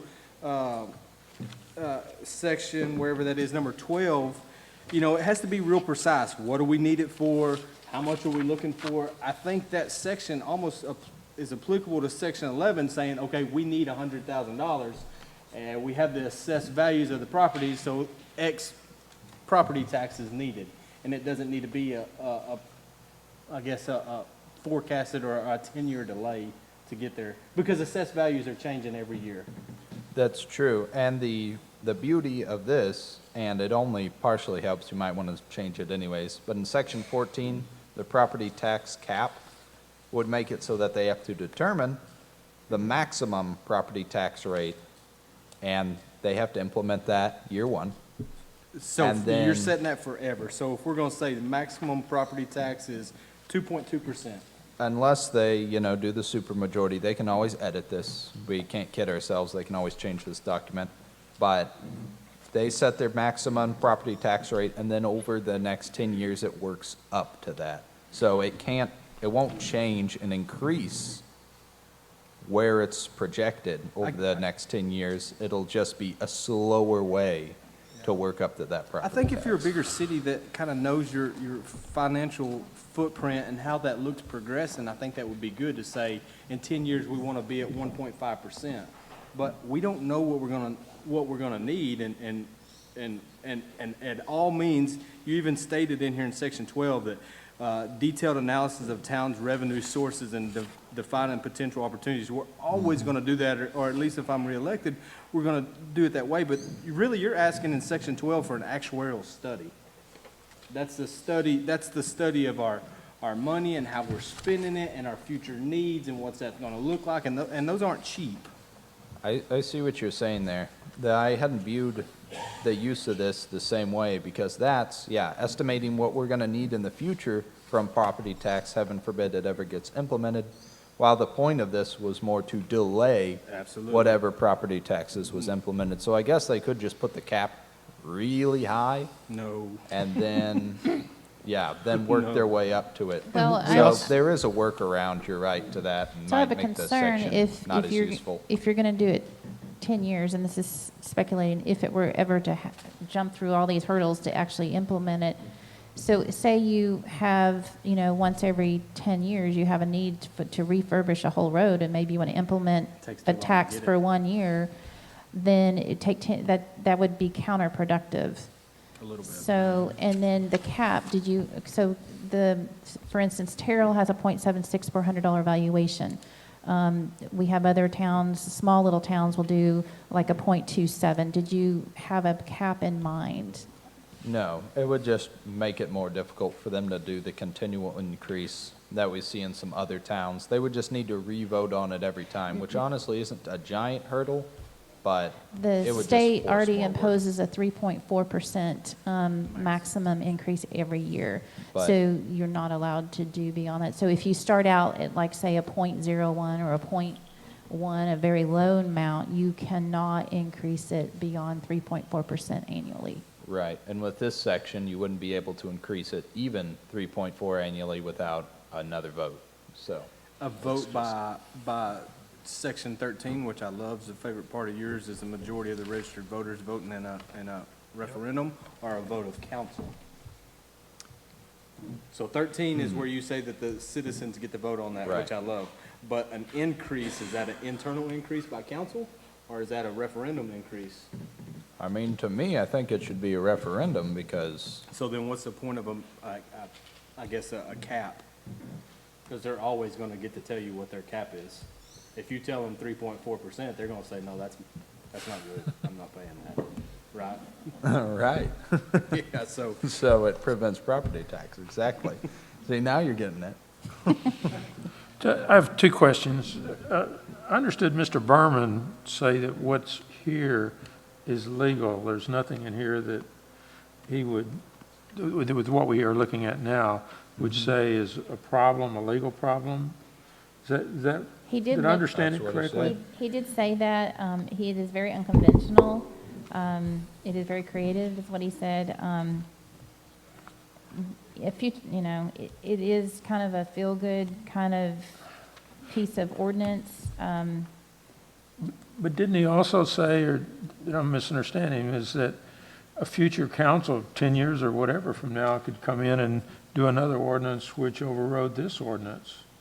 Yes, but again, if they tried to modify this ordinance, they would have to go through those procedural hurdles.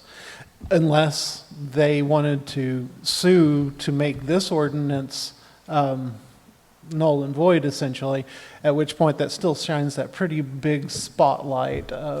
If they decide to say that we're not going to follow this ordinance, they basically have to sue to prove that this ordinance is illegal. And that would let the town know, okay, something's up, something's I going didn't on. hear him say that. Well, No, Ian- it's not a direct quote from him at all. I'm saying that in order for, they would either have to follow these procedures, or they would have to, because it's an ordinance, they would have to make this ordinance null and void. And if they don't make this ordinance null and void, they have to follow this procedure. If they do make this ordinance null and void, they still have to follow a couple of things, because until you make it null and void, you still have to have the notification process. I didn't hear him say that. So it does I'm using shed logic. light on it. It does I didn't show hear him what say color the that. light on it. Okay. I didn't hear him say that either. Well, okay, well, I'm interested in what the lawyer says, because none of us are lawyers. Understand, Is it, the lawyer said it could be overridden I would love it. by a future council, it can be overwritten by And a that's future all. council. That is correct. and how and what, that's a legal issue. But in order to even put it on the agenda, they would have to actually follow this procedure, or else they're violating an ordinance that's been passed. I didn't hear him say that, but that's a legal issue. I didn't hear him tell me where the bathroom was either, but I know where to go. Well, Brian, you're answering a question I didn't ask. I'm answering, So you're right, to I'm answer answering a your question you did Tom, not ask. Yeah, Tom, to answer your question, yes. A future council could do a new ordinance that would make this one null and void. However, I think to Councilmember Vincent's point, it would draw negative attention to that council for doing just that. And it would bring more attention to the public about what is going on. And so that's the whole idea, I think, of part of this is to, hey, this current council does not want a property tax. And so we want to do whatever we can to draw attention. If a future council tries to do that, guess what? You're going to know. And so I think that's, Yeah, I understood that. yeah. So we do. Let's see. Number 5, Chad McFarland. I did. Okay, Glenn Strauss. Over there, I was going to say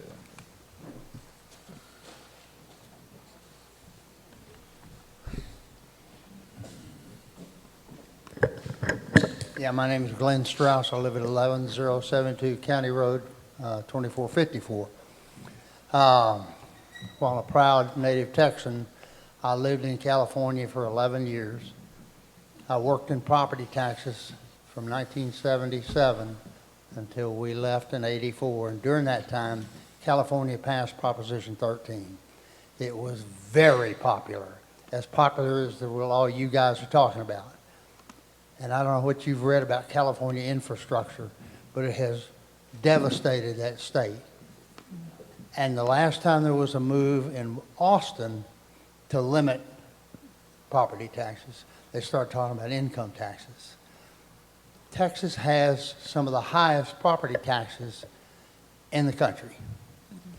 But when you look at the total property tax burden of all the taxes that individuals pay, property tax, sales tax, gas tax, all these, Texas ranks about number 47 or 48 out of 50 states.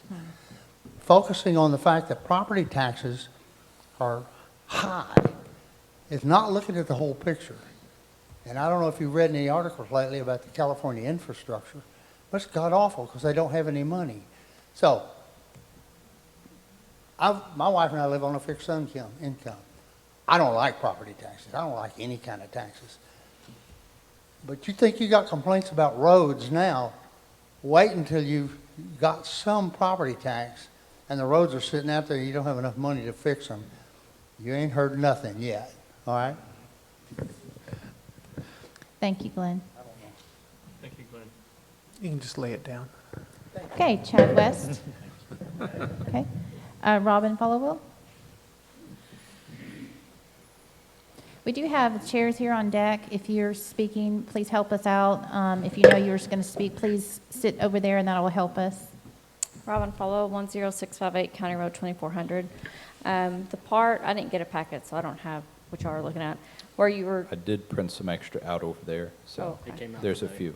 So the section where we were talking about exempting like elderly people, disabled people, Elderly and fixed income fixed income exemptions. people. So like Terry was also saying about how we already have, the standards as to what is exempt when it comes to property tax. Our disabled military people need to be written in on that somewhere.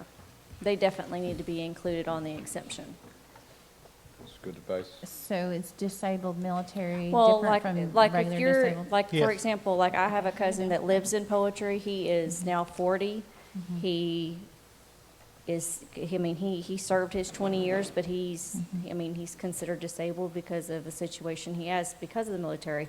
He gets that tax break now because the land's in his name. I think if we ever got through this hoop, people like that need to be able to be exempt for those reasons as well.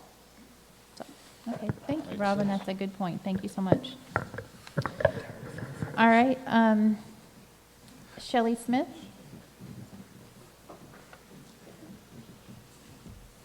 Okay, on the packet of all the notifications on if you guys decide to do a property tax thing on that, the one thing that's missing on there is a mail out.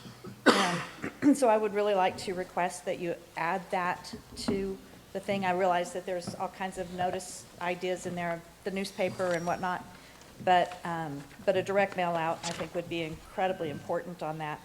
And then also, who were the two councilmen who requested the property tax thing back in May, June of 2021?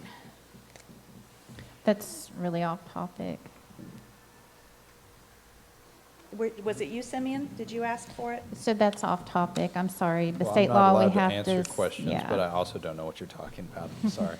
Oh, okay, well, the mayor said that two Shelley, people requested That is the off property topic, tax you've been thing. warned, that's off topic. According to state law, we have to stay on topic, so Oh, I'm sorry, it was still property tax, but we're I guess talking. if ab- nobody wants to tell me who actually requested It's, the, there is a video that you can go look at that, and so, but that is off topic. So, thank you. okay. All right, Dale Bryant? Okay, Patrick Smith? Back up. Okay, I'll try to make this real quick. Can someone answer the question, is this actually going to have any action taken on it tonight or not? I don't know. Okay, well, then I'll have to go through the whole thing. All right. In the agenda packet posted online, there are two ordinances. One has a 5-sentence heading. The other one has a 7-sentence heading. This is the two things that have been provided to the public as part of the agenda packet. Is it fair to say neither one of these ordinances is what the council is considering at this meeting tonight?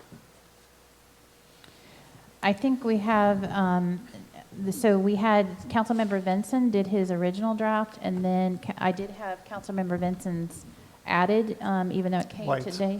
I mean, so White, I'm pointing at White, added, so both of them were on there. Okay, well, it's not in the one that's available to the public. In fact, let's just take a look at both of them. The first one, which is the one with a 5-sentence heading, the last section is section 7. There's a lot more sections than what y'all are talking about, right? So may I see the paper that you're referring to? No, ma'am. There's a draft, and then there's a second draft. It confused me as well. Okay. So I'm So if you go to the Yeah, I one have- with the 7-sentence heading, once again, it ends at section 7. So This the isn't- public does not have the complete ordinance that the council is considering taking action on tonight, correct? Sure. So, to my understanding, this is the situation is, Councilman Vinson created the most excellent ordinance that you had, and that was provided in the agenda packet. Of course, we don't get that much before you do. I spent some time editing, researching, seeing what we could add to help it out. I sent that out to the secretary today, and I guess it couldn't be updated in the agenda packet out to the public. So they were able to distribute it to the other councilmen. I also posted it on the forum to try and get it out to as many people as I can, because of course I can't edit your packet. I also printed some out and put them up here, so there's a few. I don't know how many are left, but it didn't get included in the packet from what I can tell. Okay, so the answer to the question is yes, the council is considering and may take action on an ordinance that has not been provided to the public through the agenda packet. True? Yes. Okay. Now, just a minute ago, in response to my wife, you said you couldn't answer her question. You recall that? That's true, and I shouldn't answer this one. That's why I look to the mayor for her approval, because she is the manager of this meeting. Okay. So- Under the town's decorum and procedures policy, citizens have a right to ask questions of the council. Hi. What happened to that? So. We were given lem- legal advice. So actually, it's supposed to be, your questions are supposed to be directed to the mayor. That's the way that I understand it's written. And our legal advice has said that we really are not supposed to get in the gutter with answering a lot of questions. Your time is to, you can email us, you can, there was an extra, if for your dilemma, if I think he would be willing to give you a copy of what he has. Again, he was working on it, but I think there are a few copies around, and you're welcome to that. And so we'll try and make you happy. So when was the decision made that the decorum and policy procedures were going to black out the members of the public may ask questions? Okay, that is Time is completely up. off topic, and I'm sorry, Patrick, but that is very off topic. That's exactly what we've been talking about. No, we're talking about an ordinance regarding the sales and use. So Mr. Smith, your time is up. Yeah. I'm sorry. Thank you, Evie. So, it's right there. All right, Mr. Del Bryant, Ms. Tracy Hibbs, okay? Okay, Tara, I make a motion, I like much of what's in here, but I think in fairness and in the conversation we've just had, I'd like to make a motion that we table this so that we can give the public time to look it over in the exact form that we're looking it over. If we want to make some amendments before we publish it, I'm okay with that, because we've. Yeah, I guess I'd second that, because I do think there's some other edits that we came up with there tonight. So I don't think we're ready to take action either. I think second there's that. some really good discussion and really good edits, and I appreciate the members of the public who've made some really good comments. Again, anytime we have council who want to contribute, they, are doing so as quickly as they possibly can. It doesn't mean we are required to have one packet at the meetings, but we're not required to put them online. We do try the best we can to address that. So I do think that that is valid, and so we will move on and. Well, real quick, before we Okay. do, I just want to check to make sure we got all the edits we want, because we don't want to come back and just make more edits and, I would like to put the edits on the forum.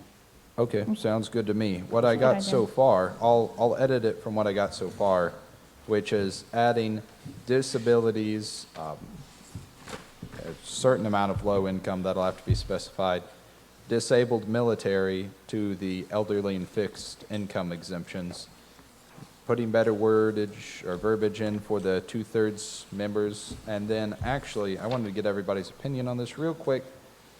I think Section 7, in light of what Mr. Terry just said, just strike the whole thing.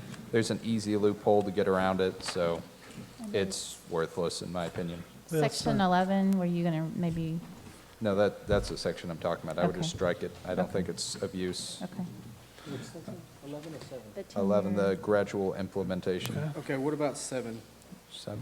Striking it just because it sticks to road repairs and not have exclusive use on road repairs?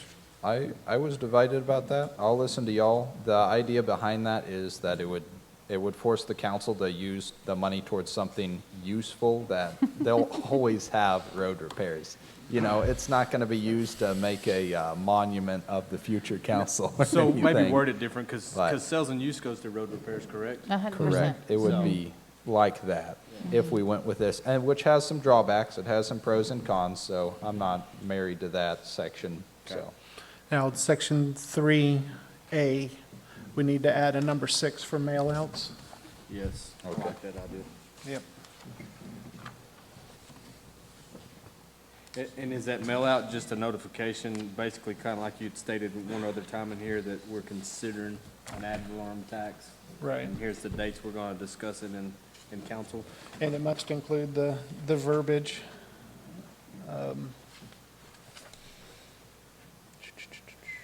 Not just a newspaper printout, but just, I think you have Right, here. yeah, A printed delivery medium. Yeah. But then you could add in there a full town, like maybe a full town mail out. Yeah, well, as long as we have it as number 6 under section A, section C says announce with the verbiage which includes the sentence, this item may impact your taxes and rights as a property owner in the town of Poetry, as either both the first and or last sentence of the announcement. Yes.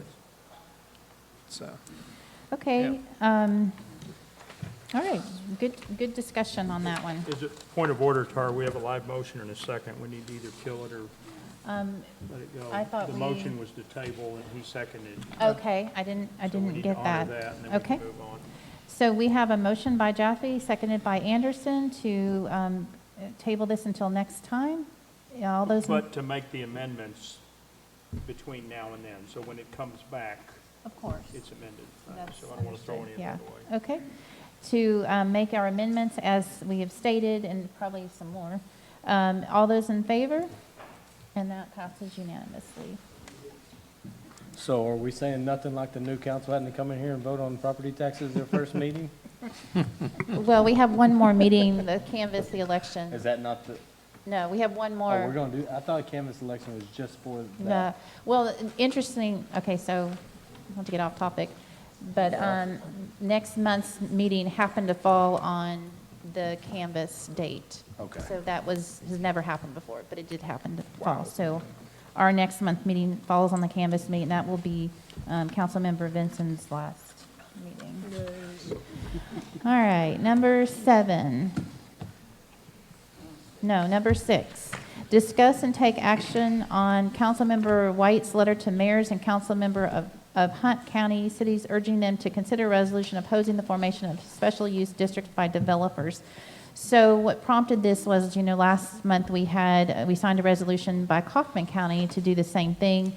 So Councilmember White thought it was a good idea and proposed a letter, and I think they've tweaked it. So forgive us if it's not in the final form in the packet, but they've been tweaking that, and go ahead. You want to take that? Absolutely, it's just what we discussed last week, reaching out to the county judge and commissioners / the mayors and councilmen of Hunt. And it's the same letters, been posted on the forum that we discussed last time, some ideas behind it. It just lists all the problems that happen with special use districts, namely MUDs, and that's just development that comes in, tears up the town, most of the time just causes trouble. So Kaufman County and Rockwall County passed an ordinance opposing it. How much bearing that has in the real world remains to be seen, but it is, in at least my opinion, a good idea to reach out to Hunt, since that's almost half of our town, and do the same thing and try to get the cities on board as well to add additional pressure to the county to help prevent that. I guess, Simeon, my suggestion, one, was that a lot of this, some of it's fact, some of it's opinion, and that I think after the end of the first paragraph, you should say, since you're sending it out in your name, following are my opinions on this matter, and then list them, because otherwise, not everything in there is a fact. Some of it's opinions, and I happen to agree with you. It's just to protect you, I think you need to say it's my opinion, as opposed to appearing to be facts, all facts. Some are, some aren't. I think that's an excellent point, and I did make that edit. I actually made almost all the edits. I think there was one that I didn't make, but I pretty much implemented all of your edits. Okay. In the latest version, I posted it on the forum and sent it out to the secretary as well. I don't think it made it in the packet either. So Okay. it wasn't many edits, but it was everything that you sent me, which was some verbiage. I quoted where the judge made that statement that's later on in the letter. I split the letters into two and changed up the wording a little bit so that it could be sent both to the county commissioner and judge and the other letter to the mayor and councilman. Like I said, I implemented all the edits that you said. Which I appreciate you sticking your neck out saying this, and I do happen to agree with you. It's just, I don't want you to get undue heat just because you stuck your neck out. Well, I appreciate that, especially with those developers. They can, they've got some deep pockets. Oh, Don't make yes. them angry. Oh, yes, we know that. Now, Simeon, would you contemplate if we send this out, or if you send this out on behalf of the council, that we would send the other document we just recently signed as an example, so they can see what the constructs would look like? I would think so. I would want to send them that, the quoted minutes from Rockwall's ordinance, and, Kaufman County's ordinance. Might as well give them all the documents and Right. give it the best Yeah, and I don't chance. think there's any danger in using other people's ordinances, because they're public material, so. Or actually, it wasn't an ordinance, what was it?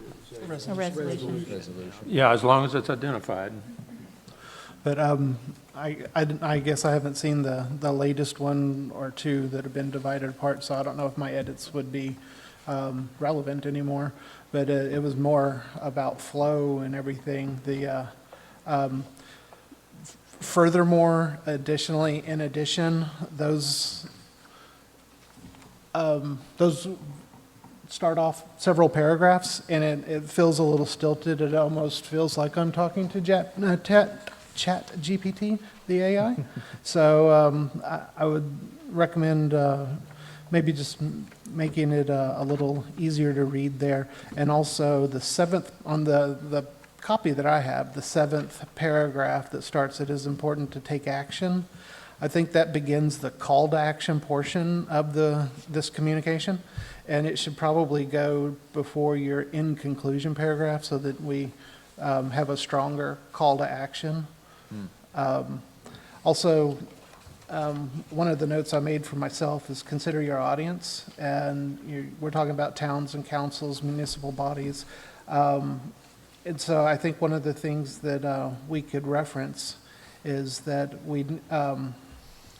MUD districts, special districts, they apply to what's inside them, but if they encourage a large growth, then that adds an additional burden on the municipalities and the counties to improve the infrastructure to get into and out of those districts as well. So if you have a large development go in under a MUD, then, the counties and the towns towns or cities are going to have to increase the roads and, potential policing for those counties that have those. So it's another item to help build support for your cause. And then the last edit that I had is, you are a singular individual. So after sincerely, comma, you are a single council man rather than multiple councilmen. So, That was edited, yes. okay. So that's all I had for you. Thank you. Good. I can definitely do that. The format was changed minorly. Those furthermore and concerning need to be taken out anyways because they're now numbered per Mr. Tom's suggestion. So it makes sense to chop those all out anyways because it's making a statement. You don't have to continue it as if it's a written paragraph. It's not a book. Now it's bullet point statements more or less. So I can make that edit, and the councilman versus councilman has already been fixed, but thank you. Okay, we have some citizens, Glenn Strauss, Patrick Smith, Tracy Hibbs, Dale Bryant, Robin Falwell. Okay, Simeon, just out of curiosity, and I don't know that you've told us this in the past necessarily, but I vaguely remember looking at the Greenville website somewhere and them showing like lots of MUD districts already. I mean, do you know what kind of the lay of the land is in Hunt County today with regard to MUD districts?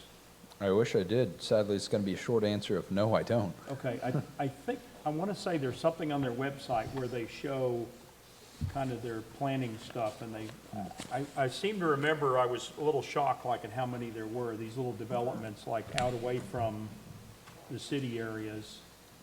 Right. And I think they have some kind of a statement. We might want to look at what they have if there is anything already for the county so that we kind of dovetail into that, right? We're not stomping on it in any way. is there anyone in the council who would prefer it come from the Council of Poetry, the Town of Poetry, versus one individual council member, or is that, So any thought on that? in my latest edit, I will say that it did seem a little It just didn't have as much force if it was coming from one person. I can still sign it and be the point of contact so that it's me primarily that's doing any work or taking any flack. But in the latest one, I replaced I's with we's and signed it, "Sincerely, Councilman White, representing Poetry, Texas." Or even the possibility of getting a sponsor, right? Getting a judge or somebody in Hunt County maybe to, Well, it could be as simple as sending your copy to the Judge Stovall of Hunt County, you know, just like I just signed just yesterday, and they wanted wet ink. They didn't want it sent via email scan. Met with Donna Simmons, I believe is her name, and Jakey Allen had, so it had all the mayor's signatures, and it was pretty forceful document, I think, impressive. But perhaps we send some, you know, that copy, you know, if the Sure. council approves that, send it, you know, to Hunt County, so And they could consider that. but having all of our Not names- to take away from your letter, I just think it would add to, maybe. Sure, and having all of our names on here is probably better than none. I mean, we could all sign it here as well. I'd be willing to sign it. I don't know if I necessarily want it to come from the town of Poetry as an official document, but I would be willing to put my name on it as an individual who represents the town of Poetry. Maybe it's a small distinction, but I think it is a distinction. Okay, so it sounds like we're not in the final form. Do you want to work on that and then we'll bring it back next month? Or how do you, and we'll put it on the forum maybe, or how do you want to? Well, we've got the minor typographical edits, but beyond that, what are we looking to change? Just so that I'm on the same sheet of music. Well, I know that you have two different letters here, but then not Mhm. everybody has that, and so. It's really the same letter. We could just approve the one that we were looking at, and it's more or less the same thing. The rest of this is just, you know, saying to Hunt County instead of to the cities of Hunt County and Okay. stuff like that. I mean, they're not real Does the- differences, but it's on the forum in case Okay. anyone wants to take a look. Does the council feel comfortable with his current format and with the edits we've mentioned tonight enough to approve him doing that, sending it? sending that? Well, I'd like to see the finished document. Are before are we send it. using town funds to send this? No. It'll Okay, just be then- via email. I mean, again, Yeah, email. if it's going by email, that's even better. But, because all I'm saying is if we sign it as individuals and not directly representative of the town, then I don't know that there's a town action here. Well, since Councilmember White does represent the town in part, I think it's important that we take action just so that we know that he is sending this letter and we approve of that. I appreciate being notified that he's sending it. If he wants to take an action, which, again, I'm willing to join him in, but if he wants to take an action, I don't think it's my place to tell him not to. Yeah, I mean, I'd agree with that in theory. I mean, this is the reason it's before everybody, besides for all the great opinion, to make it a town document, because individuals giving an opinion, it can be effective, but a town, a legal entity, giving an opinion like this, I think is more forceful, maybe more useful. It shows that we care about our community. Okay. It might even put us on the map for, you know, some of the people in the county. Like, oh, Poetry is around, they do care.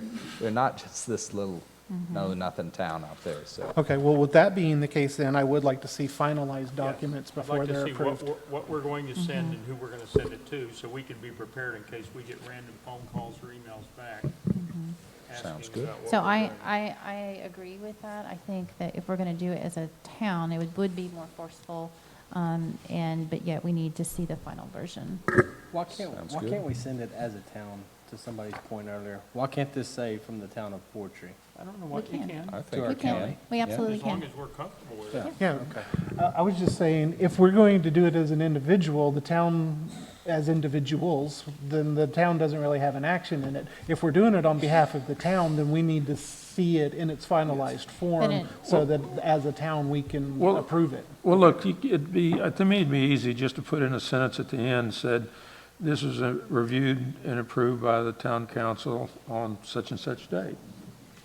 I guess to that point, do we pass a resolution of our own that looks just like everybody else's and then send our resolution to the county? We As a could. city, as a town, this is our resolution. We would like you to get on board with us and our surrounding See, counties. I agree with you, To do that. Terry, So on just that. I as a think a resolution. resolution, having that, plus, putting this on letterhead, town letterhead, I think it would be a better presentation.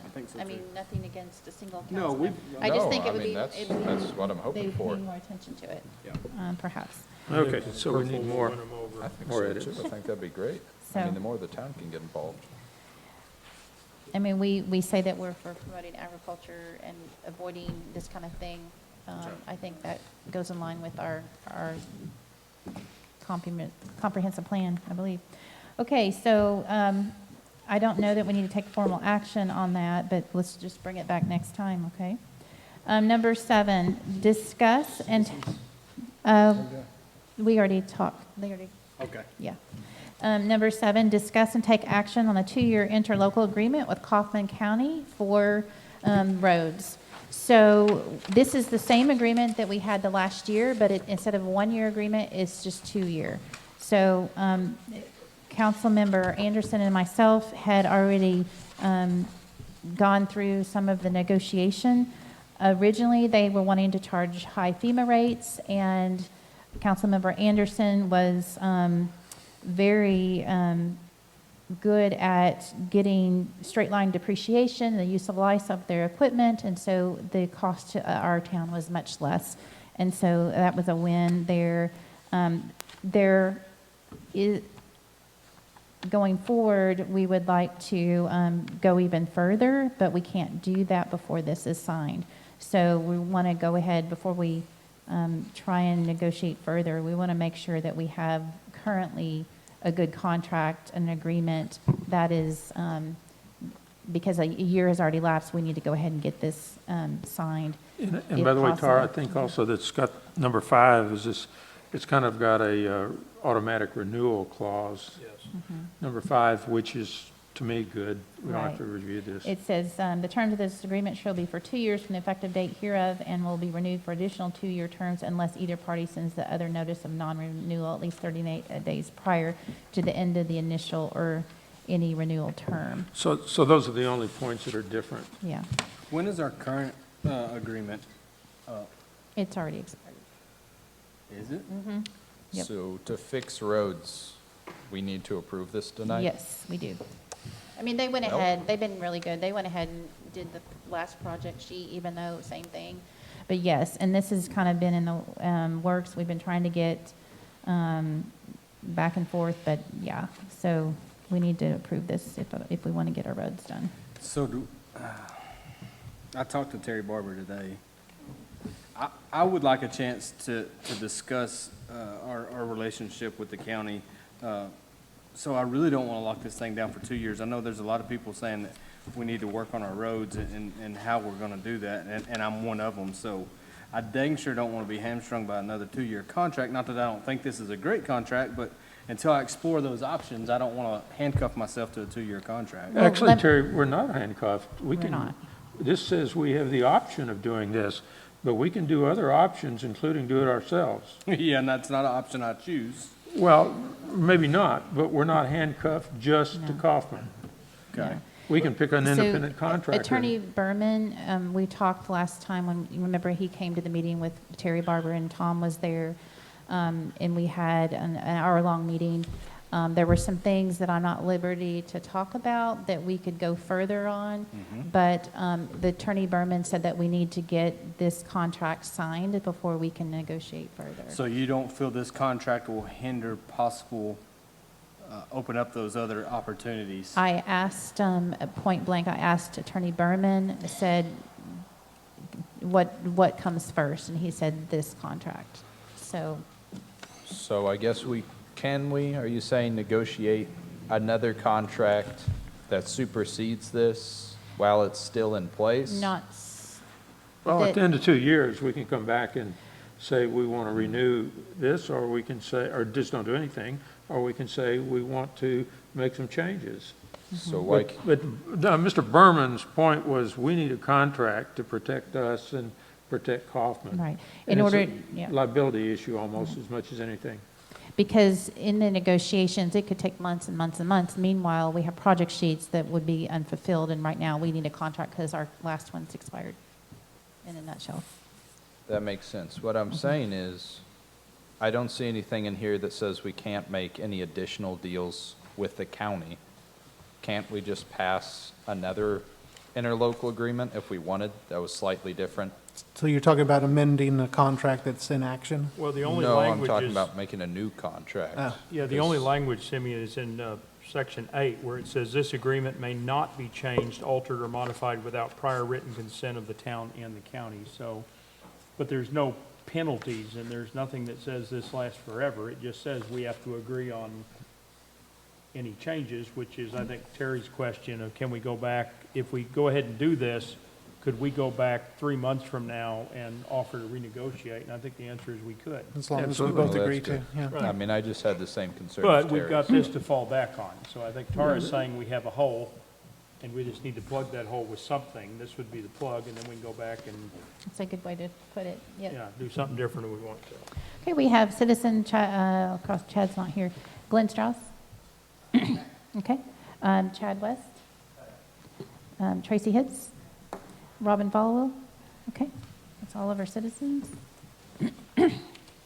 So, any other comments on that? It is already 9:07. I make a motion, we accept this contract with Kaufman County like it is.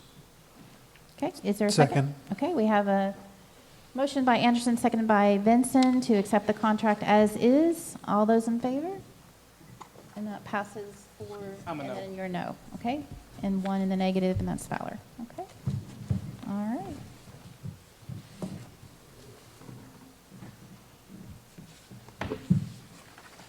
Okay, moving on to number 8, discuss and take action on payment of a legal bill for March of $195. That was less than printing. So that was most welcome. I was floored when I saw it, but that is the lowest legal bill to date. And so hopefully, let's see, we have 2 citizens that want to speak on that. Tracy Hibbs, Robin Followell, okay? Any council want to talk on that? Bless that, Mr. Berman. I mean, you could have paid this without our consent. It's under 500. I make a motion, we accept it like it Okay. is. All right, we have a motion by Anderson, second by Fowler, to accept and pay this legal bill of $195 even. All those in favor? And that's a record right there. Okay, number 9, discuss and take action on annual TML membership of $788. And that is the annual TML, which is Texas Municipal League. They provide, of course, our insurances through them. They provide free legal help, all kinds of things. I think in the packet it shows what they do provide. The first year for our town was free.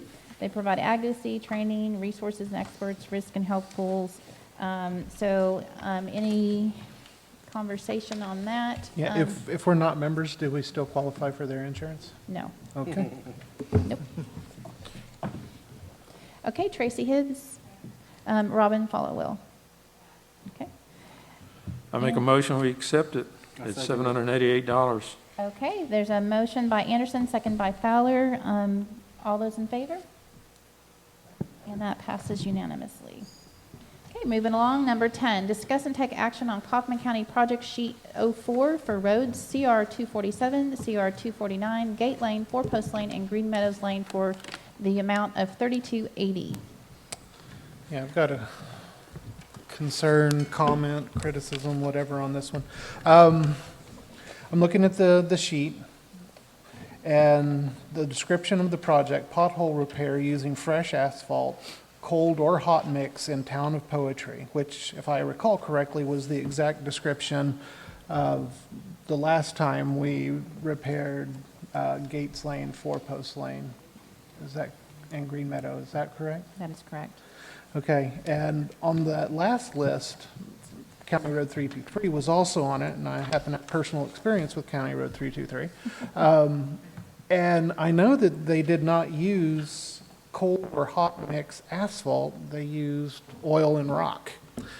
and we paid the full price. Right. And so I have a problem with paying the full price for substandard work and now getting another bill for them to go back and do the work that we already paid them for. 2 months ago. So it was 2 months ago, there's been a lot of rain, so I did talk with Aaron Conway about that thing gently.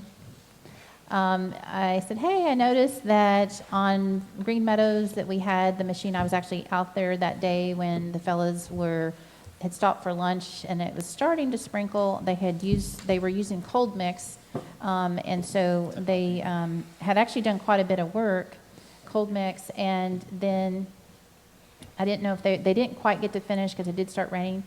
But then later on, I noticed the one-man operated machine, and this machine on the 3 other roads, 323 and the other 2 roads, they used just the oil mix and the gravel in the one machine, one man operated it. So I did talk to Aaron about that, and he kind of hem-hobbed around and said that they were short-staffed, that was the best that they could do to finish the job.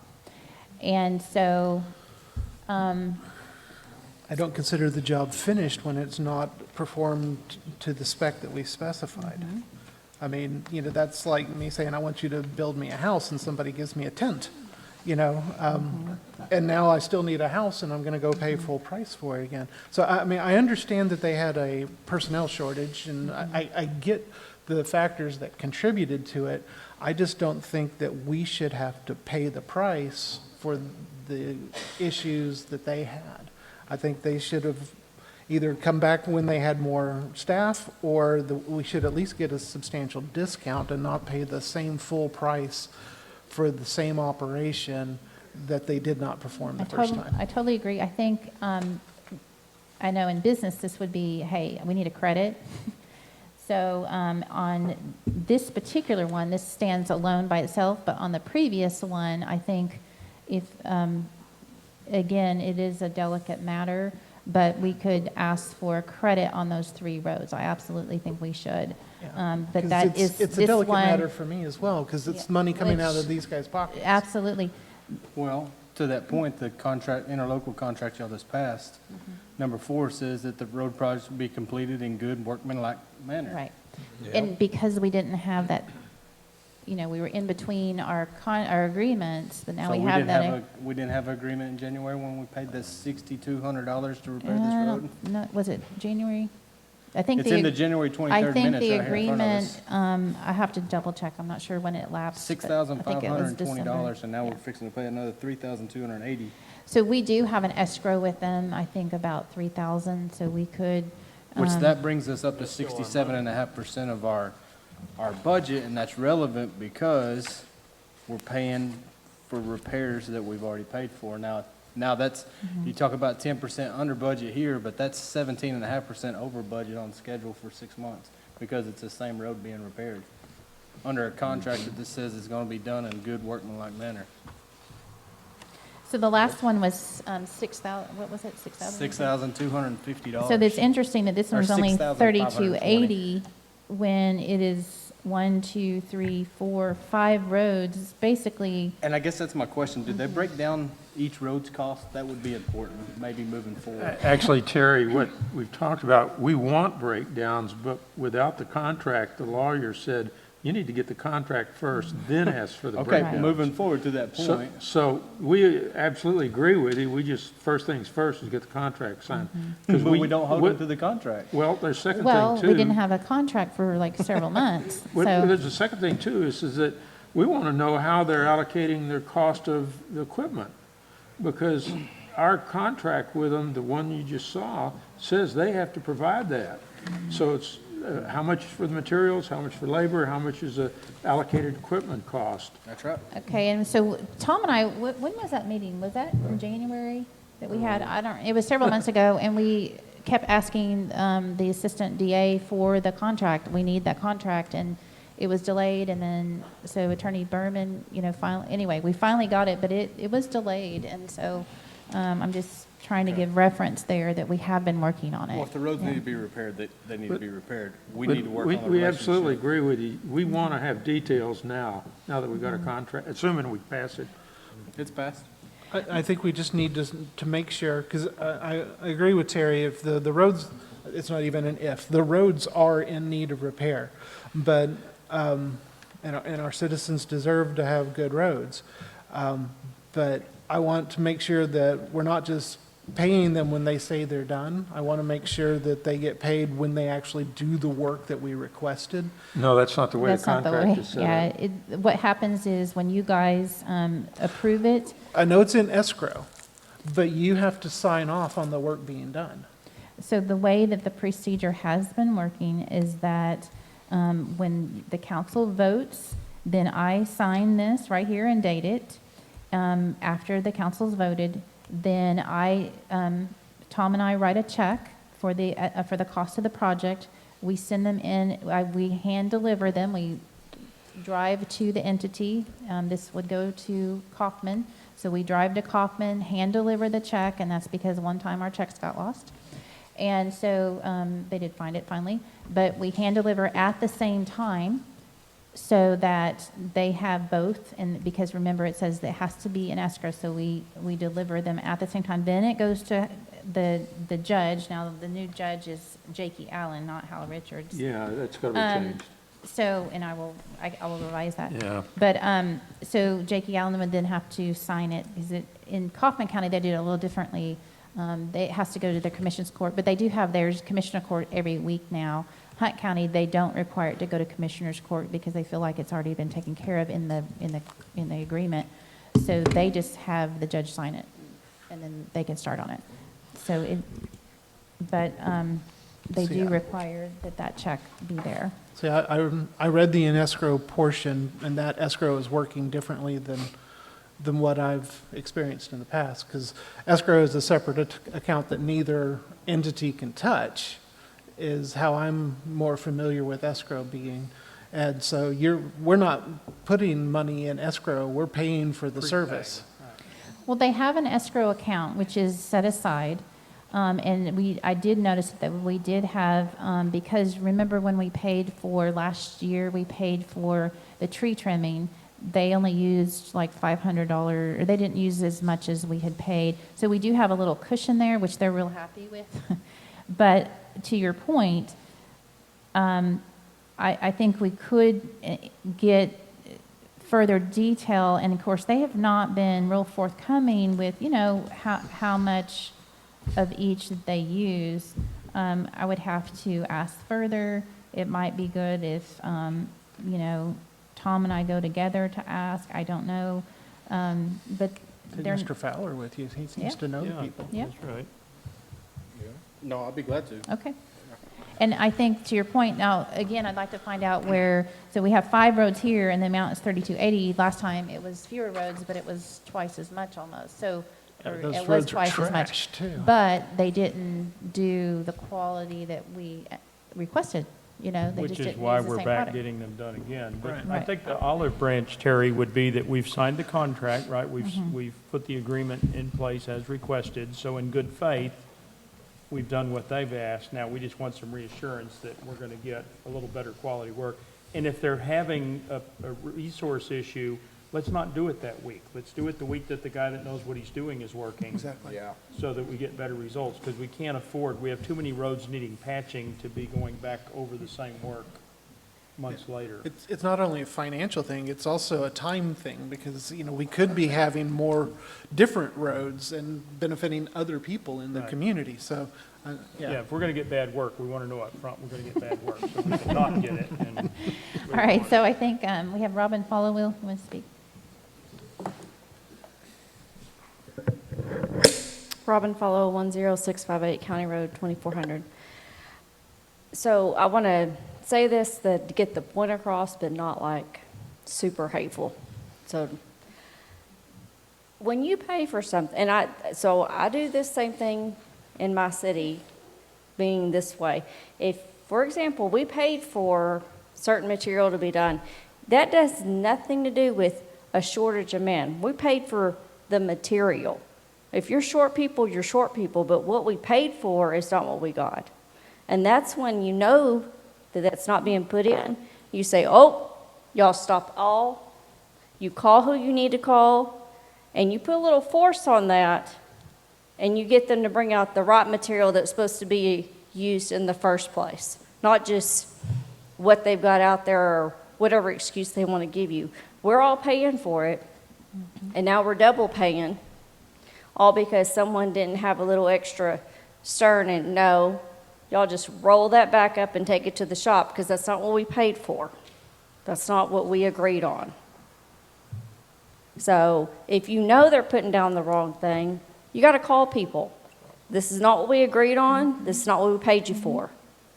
I know it can be done, so that's just something we need to be a little more cautious of when we're having our tax dollars or whatever, the money that the city's spending on having the roads done.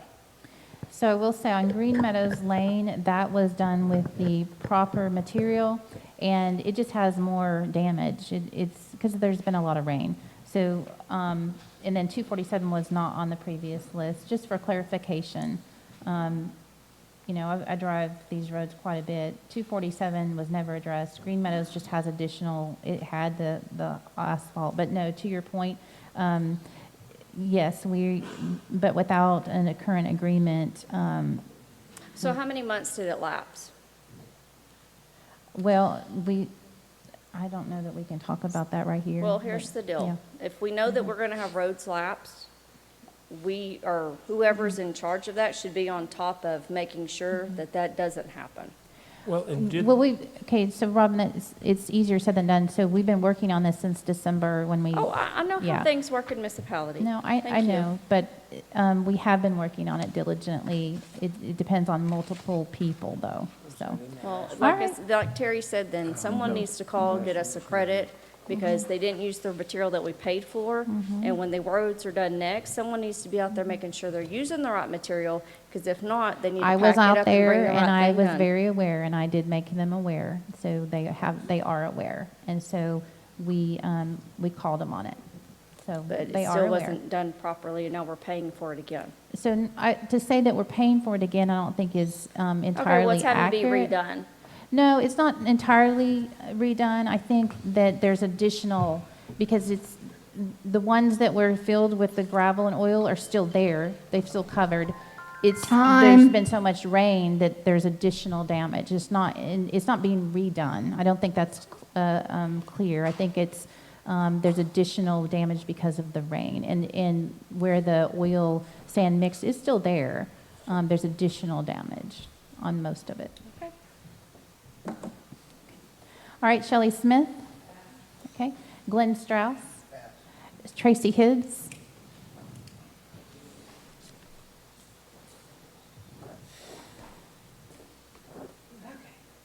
Tracy Hibbs, 2432. So help me understand what, I know what the topic's about, but I'm trying to understand. So when it was first taken care of, these roads first taken care of, we were under contract, correct? We had an agreement. We didn't have an agreement. We were outside the period when they actually did the work. I think we were in the period when we approved the payment, but the work didn't happen immediately. Okay. I'm sorry, can I address this? We're doing it.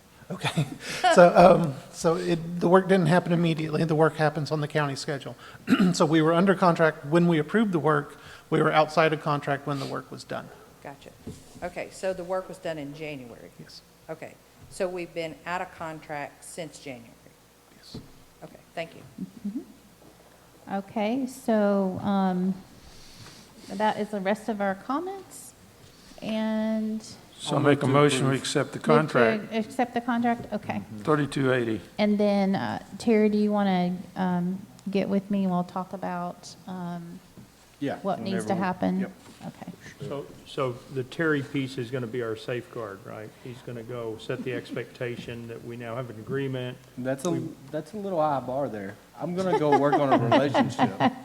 Well, no, I understand, but I'm just, I'm not an expert. I wanna talk with Terry Moore. Well, and I- He invited me over to work on our relationship. So, and again, I have a really good working relationship with the supervisor, Aaron Conway, but we need to address this a little bit further. And he is aware that I've called him on it. I mean, he's aware that I recognize the day of. So, okay, so So we have a motion by Anderson, I'll second Anderson, and who seconded? I'll second it. And Fowler, second, to accept this project sheet K4 for these roads.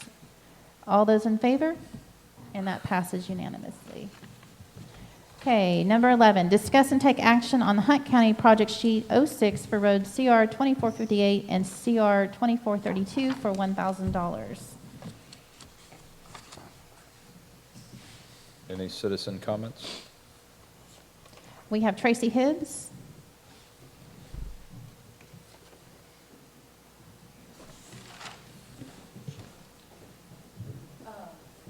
When's the last time anybody's been down 2432? I just was there the other day. Okay, so $500 split between two roads is going to be sufficient? That one was taken care of not too long ago, so that's what he said. That's what he said.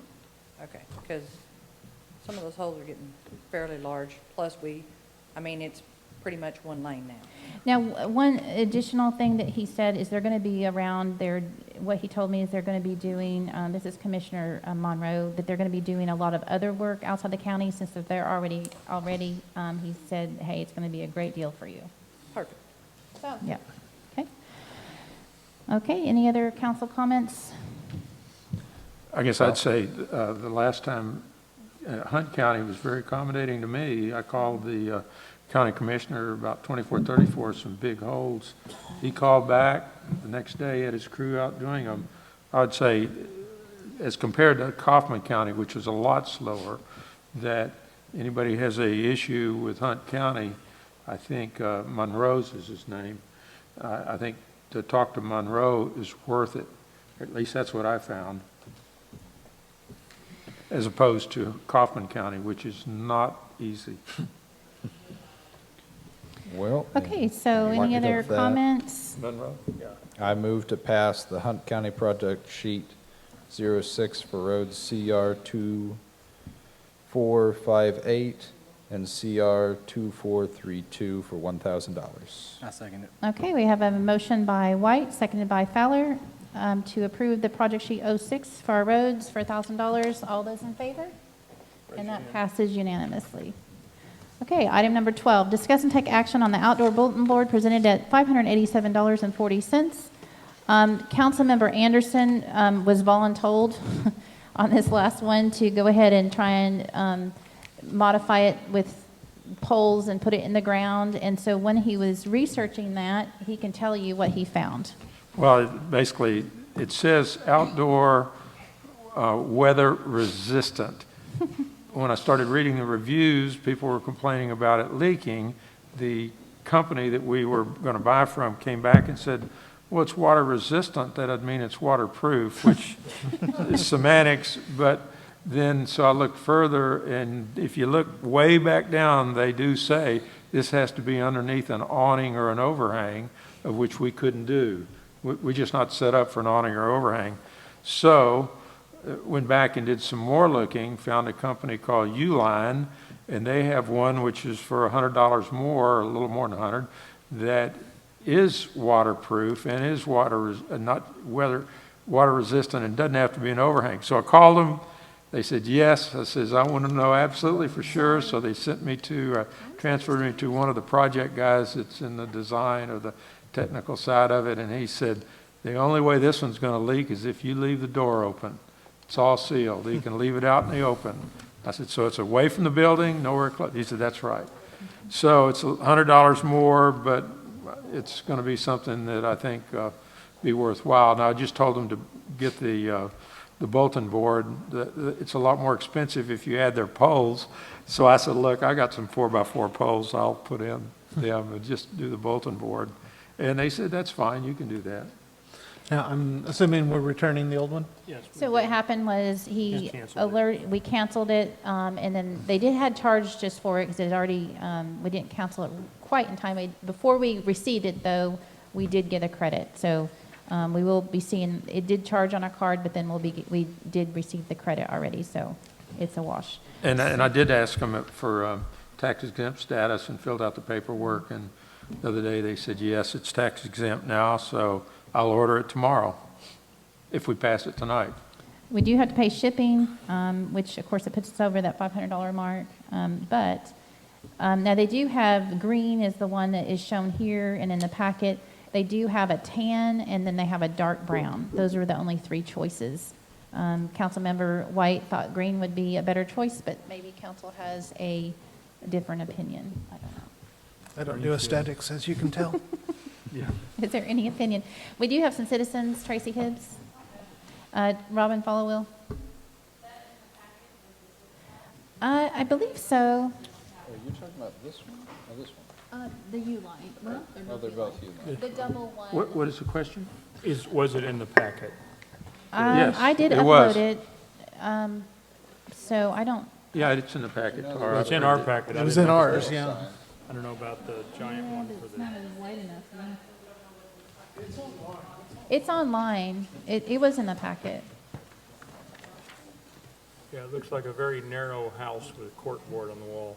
Yeah. Is that all the citizens, Tom? I depend on a volunteer to upload those for me. I do send them and then she uploads. So the one we're referring to is the double pane because we need that because we have some very thick agendas at times. So it's this, I don't know if y'all can see that, but would you like to see that, Robin? If are you gonna come up and talk?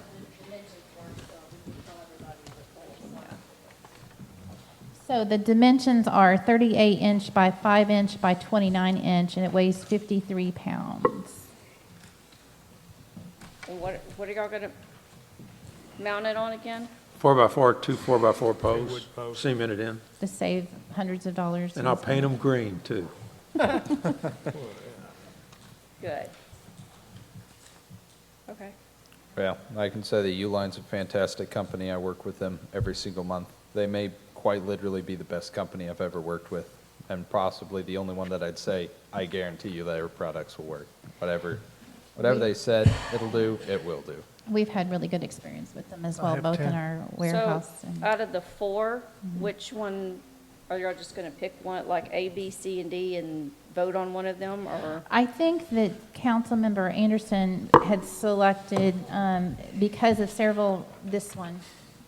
I picked the cheapest one that was truly waterproof and could stand out on its own. There are others that were the same as the one we were looking at, that was $100 less or so, but they're water resistant but not waterproof, and they have to be under an overhang, which we can't accommodate. And they're two-sided? Is it where I you can think this is message on both one sides, or just the side. one? Okay. Yeah. I think the one he's looking at is actually on that page behind there. It's the smaller one and slightly cheaper, I think. It's this one. That one you're looking at is the same, but it's got the post. Yeah. I think that's the one he's looking at. Would you read out the dimensions that you're looking at, Mr. Tom, so we know we're looking at the same one? There's two Okay, different yeah, sizes. it's H2856G, and it's 35 by 5 by 29. 38 by 5 by 29. Do you have any comments, Ms. Robin? Okay. Okay. All right, so are we all on the same page, literally? Now we. Okay. Motion to approve? Okay? Is that all the citizens? Yes. Okay. So we have a motion to approve by Councilmember Jaffe. Is there a second? Second. I guess we can go with Tom. Okay, so that was seconded by Anderson. All those in favor? And that passed unanimously. Okay? All right. Thank you, Tom, for your research on that. All right, number 13. Finally, we have with us a guest here. So discuss and take action on items for the town hall site. So we have Mr. John Steele, who is one of the, he gave us the, now I hope this was in the packet. There's hundreds of pages sometimes, so it's a challenge to make sure we have everything. But he has the proposal, and I did talk with John earlier today. He has the proposal for a total of $1,600 in labor, and then materials. You can see the McCoy's proposal materials cost. This one is $2133.24 for a total proposal of $3733.24. Today, he said that he could bolt on the wood to the structure. We talked about the gap last time. But then additionally, he would add on the metal strapping, which he said he could donate, and he would just do it. I wrote your exact quotes. I'll just do it. So, John, would you like to go ahead and come up and, I don't want to embarrass you or put you on the spot, but if you had any additional information that you wanted to speak to this, since this is... Well, I don't have really a whole lot to say about it. So the building apparently was built at 2 different stages, 2 different times. It appears to me that the original structure is level at this time, but at a previous time it was sort of slanted like that. So when they were constructed like that, and then the new movers set the building up when they leveled it out, it opened up the building a little bit. It appears to be in good working order.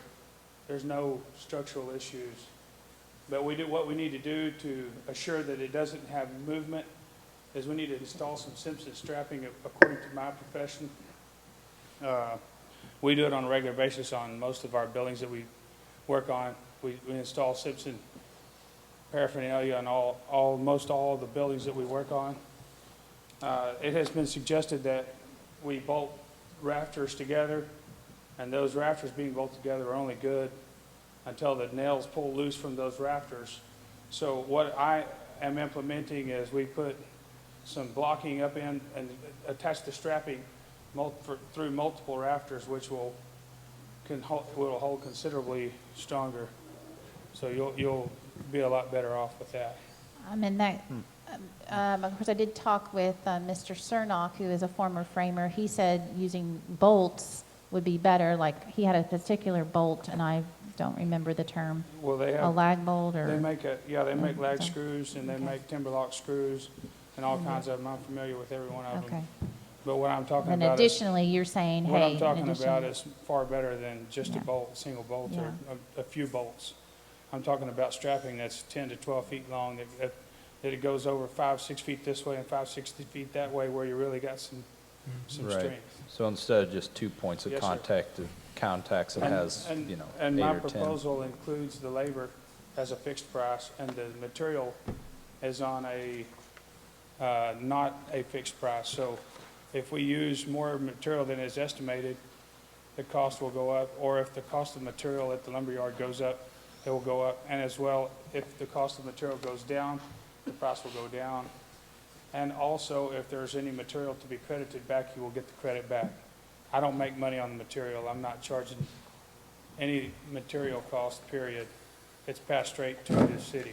I appreciate that. So I don't. So if we do go forward with this, the only thing I'd say is let us purchase it so we don't have to pay the tax and file all That's that fine. paperwork. And I can get you a tax exempt. That'll be, Have sometimes status. you can sign I as, already get a better cut than you will. right, Please, and you we- should be able to sign as a contractor working for a nonprofit, just like I I can do do in my that. business, I so. can get you tax exempt. Okay. That's not a problem. At McCoy's, I already signed up for that. We already have it. Okay, that's So, fine. Under if town. there's no structural, instability here, do we even need the strapping?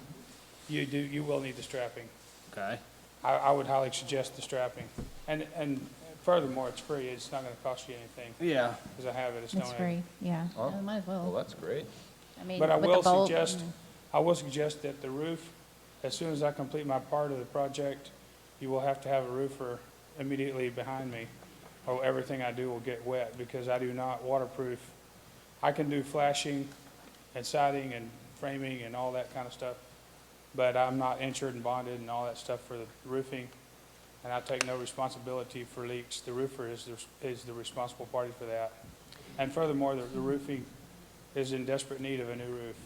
So, entire building. he did recommend John Simmons, and that's why you have the quote here. Just to kind of point of clarity, because I know it could be confusing, So you did recommend John Simmons. He did come out and look at it. I'm very appreciative that he did that. He said that for the new area, which includes the built-on closet addition and the little bathroom, which is a newer addition as well, that whole area would need to be done at one time to make sure the flashing was properly That's installed correct. and that it's waterproof. Because That's- he, as a roofer, he goes through those classes and has to make sure that it is watertight. And so he would need to redo the whole area to make sure that it is so. It will be necessary to remove part of the siding and going up the parallel gable Yeah. there, as well as on the back side, we're gonna have to pull off some fascia board and reincorporate the new flashing, To do it because during the properly. move, the building has shifted and it come loose and it needs to be redone. Okay. It'll leak continually until you fix it.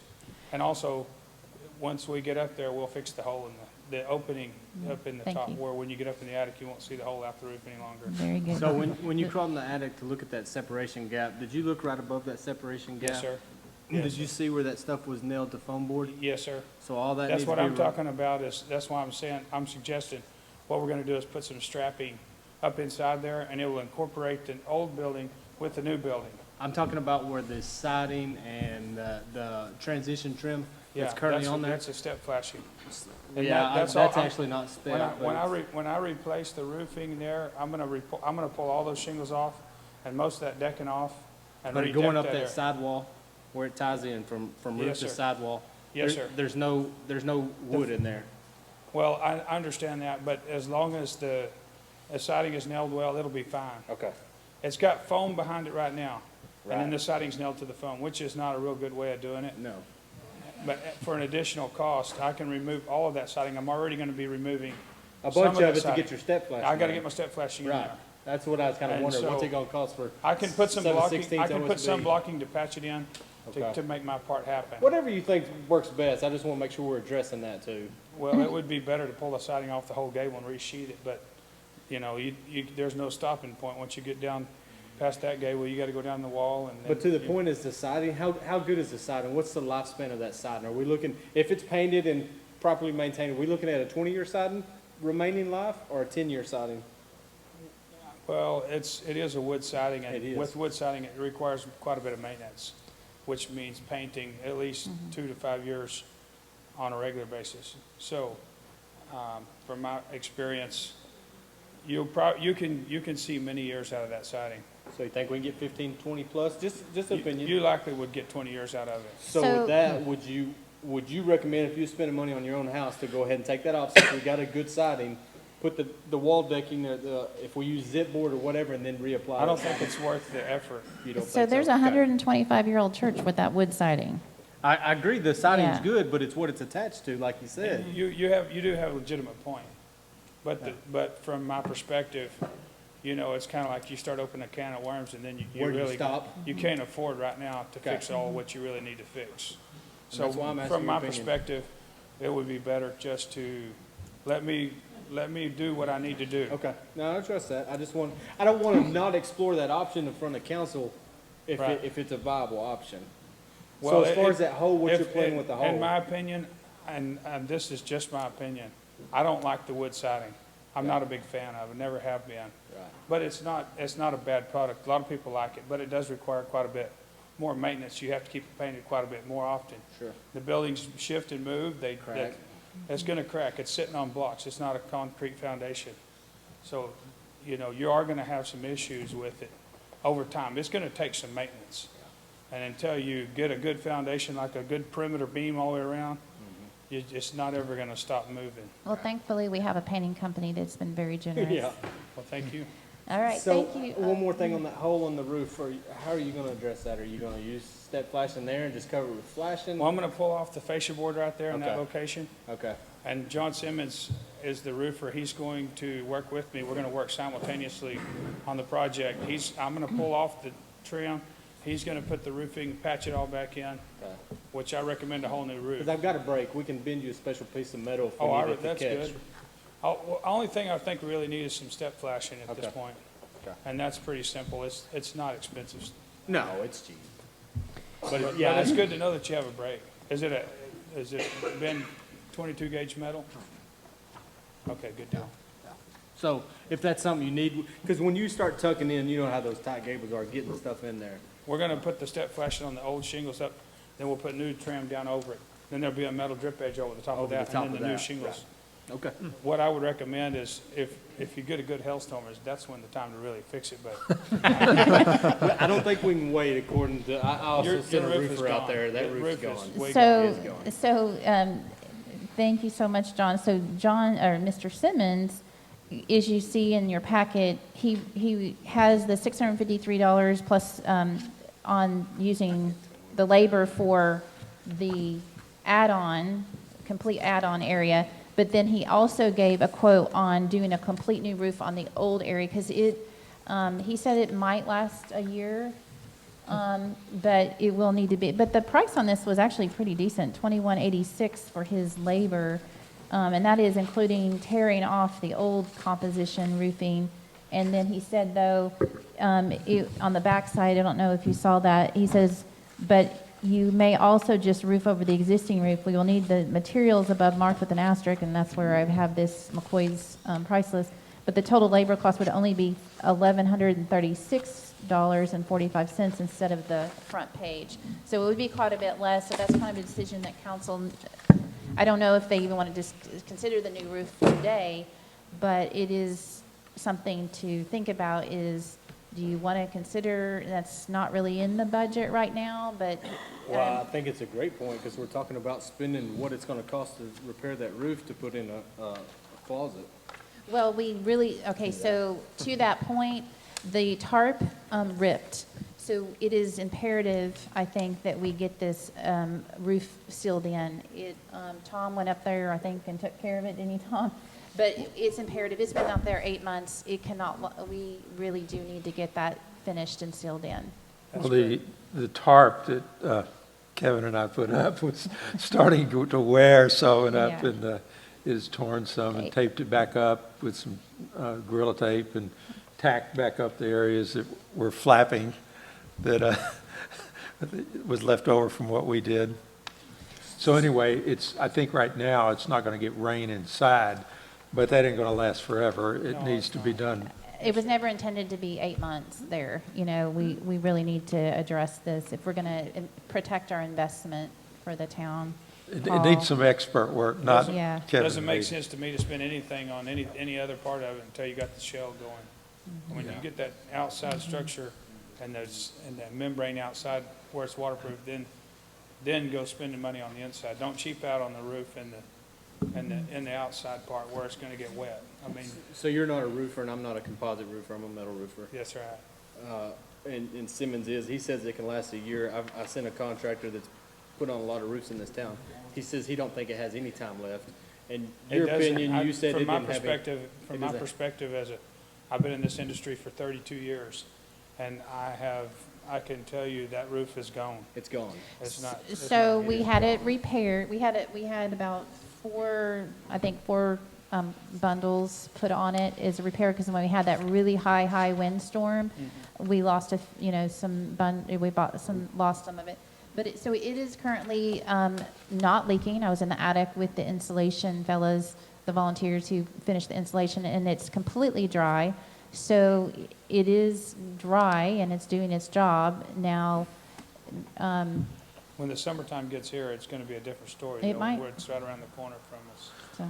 Is there another option to to seal the outside of that envelope besides the 2,100 plus? Well, you can patch up what you have with you can do a peel and stick, but it's only temporary, it's only good for like, say, 6 months. But if it was me. Like applying siding around that door and stuff now, there's no way to finish it as it sits. There is a way to finish it as it sits. We can side it in, and we can put siding on it with no closet. It'd save you a little money, but Significant money or little money? Half price maybe $2,500. out of the total of? But you recognize we do need a closet. There is no closet in that building I do, whatsoever. I'm trying to be I know, but responsible on this too. So Yeah. That's just There- that's just on my part. That doesn't include the interior finish out. and yeah, insurance would cover a roof if there was a Well, storm. that's what I was suggesting to you earlier. is that you wait till a hailstorm and come and the insurance will give you. Well, I mean, we've had a hailstorm recently. My Well, we just parents had are it getting a new recorded. roof because Yeah. of We have wind pilot right there, already on Yeah. 300 yards away If from you it. can benefit from whatever check they will give you, even if it's a prorated amount, and then just pay the difference, that would be what I mean, that seems logical to me, but I don't know what the status of the insurance or maybe they don't even consider it anything to be replaceable. It's probably more than 30 years. Well, I think, well, I don't know how old it is, but the fellow that I had up there repairing it thought it was about 20 years old. It's at least in its lifespan. Yeah. Well, I Okay, appreciate thank you so everything. much. Yes, thank you. Thank you. Okay, so we have a few things on the table here. So you heard from John Steele, who is the framer, but then said he would have to work hand in hand with the roofer because he only brings it to the completion of the black paper, and then the roofer has to come in and do his thing right after that. So we need to address those together. And you can see where, I mean, we've only spent and this whole year is mid-year, we've only spent $250, and that was for a septic engineer's second visit on this budget. We have budgeted $15,000 for the town hall site, and we've spent $250 out of this year's budget. That's it. So I did revise the town hall budget, proposed budget, to try and look at the numbers and see where we are if we included the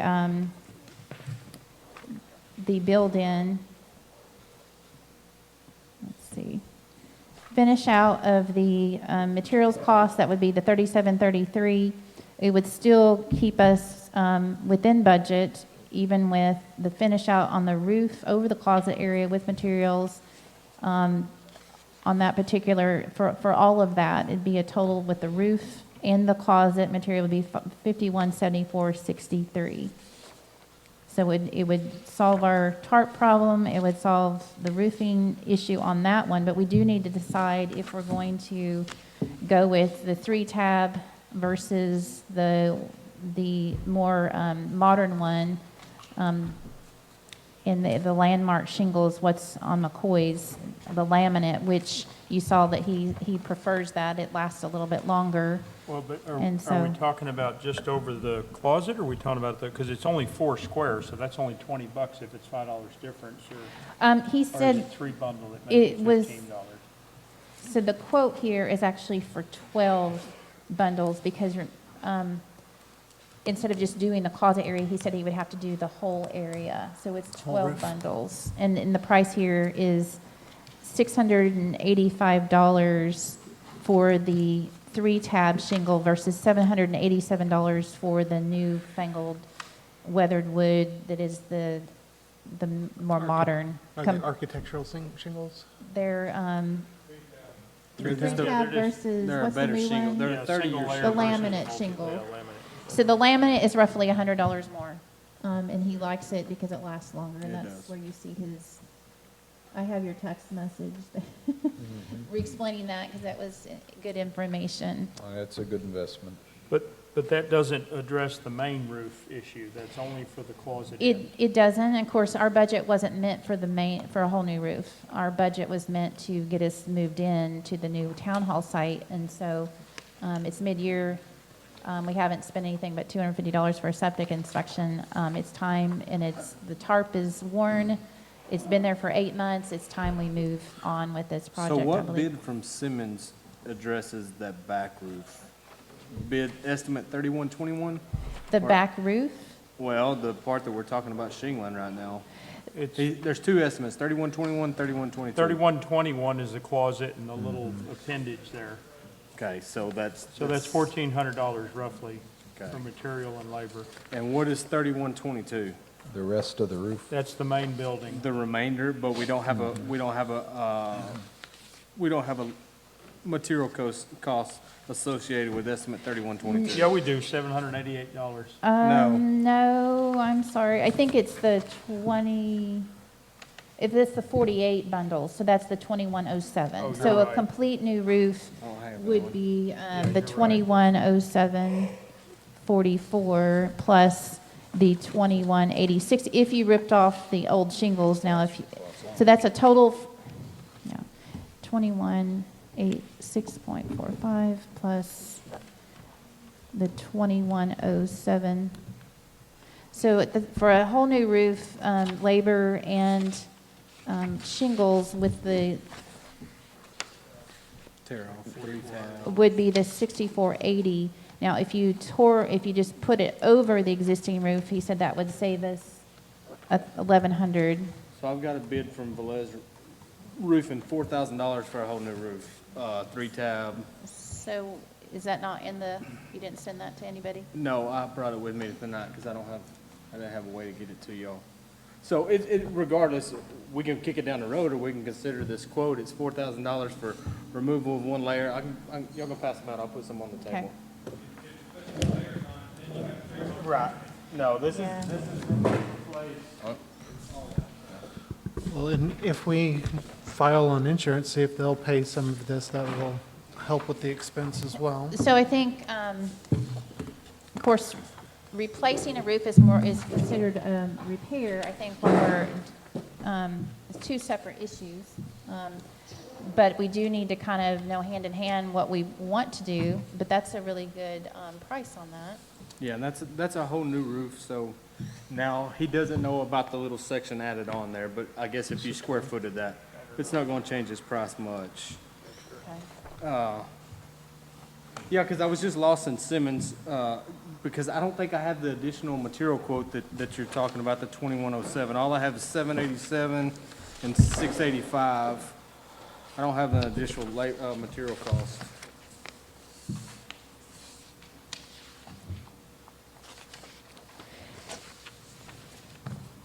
So the complete new roof under Simmons Beauty Roofs is $2186.45, and then the materials cost was this from McCoy's, that's $2107.44. Now, can Mr. Velez work as closely with Mr. Steele as Simpson? Is it Simpson? Simmons? Simmons? Simmons? Or this is Mr. Steele. Right. Yeah, they're good. So have you worked with this Velez Roofing, Me? Mr. Steele? He's not familiar with him? Yeah, either one. I just still don't have a full picture of what Simmons' total roof is. So so on the new addition, of course, this doesn't cover the new addition. So on the new addition, Mr. Simmons did, but on the new price, yeah. addition, it was $653 for the labor for sealing in the new addition. All right, just so I'm clear, what is the price for a whole new roof by Simmons Beauty Roof with material?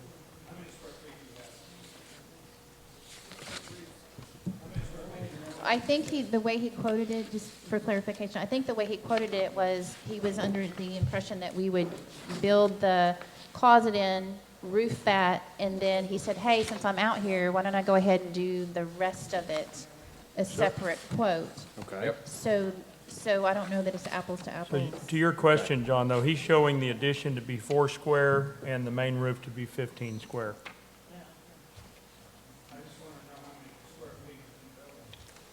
Well, that would say it's a 1,900 square foot, but there's a lot of. I think it's No, 11. There's a lot of It's spray. 1,100 square feet. I think it's 1,100. It's around 1,100 square feet, but then the closet would add a little bit more.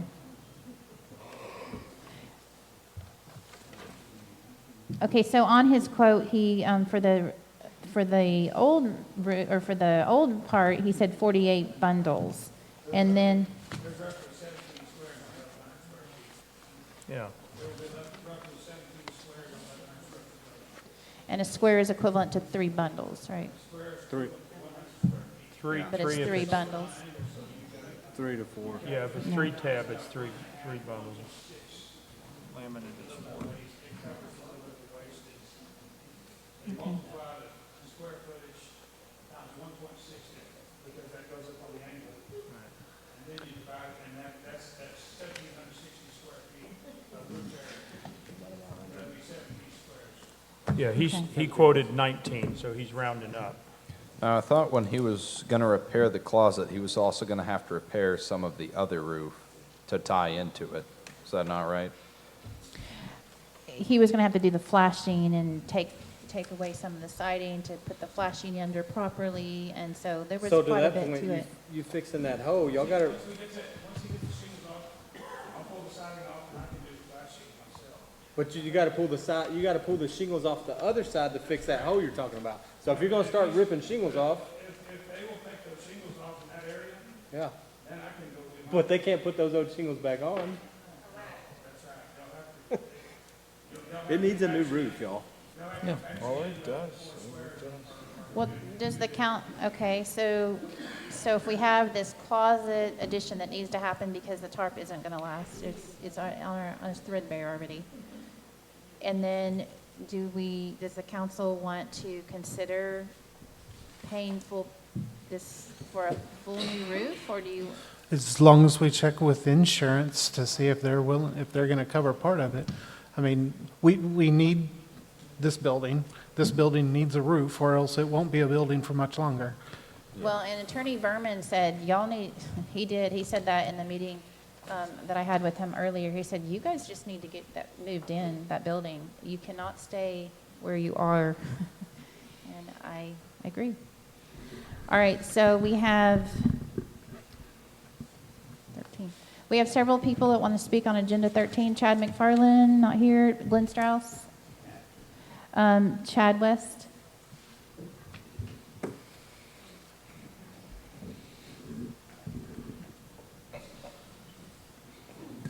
Chad West, 19370 FM 986. So do you guys have something that we don't have as a whole detail of how much this costs? Because you keep bouncing around. I'm not sure what we're paying for and how much it's going to cost. I don't understand why we can't have a concise project plan. We So, have a budget right here for it. a budget or an actual cost sheet? This is a proposed budget. We have costs right here. But you have nowhere I mean, you've got a bunch of pieces of paper that you can't tie out together to total up to say, how much are we going to pay and what are we going to get? We're in the process. Okay? Yep, we're in that process. Well, so doing the math, the closet in for the construction is $3,800. The closet roof for the cheap shingles is $1,400. The main roof is $4,300, so we're up to $9,500 if we use 3-tab shingles. No.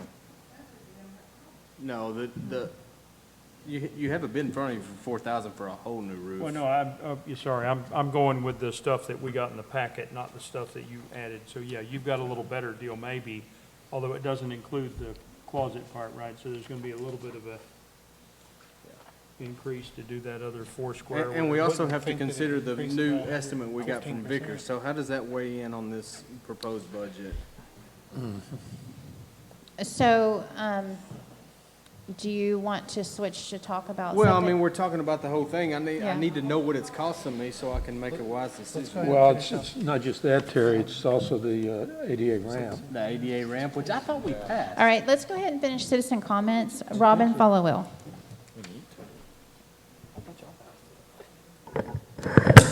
Robin Follow, 10658 County Road 2400.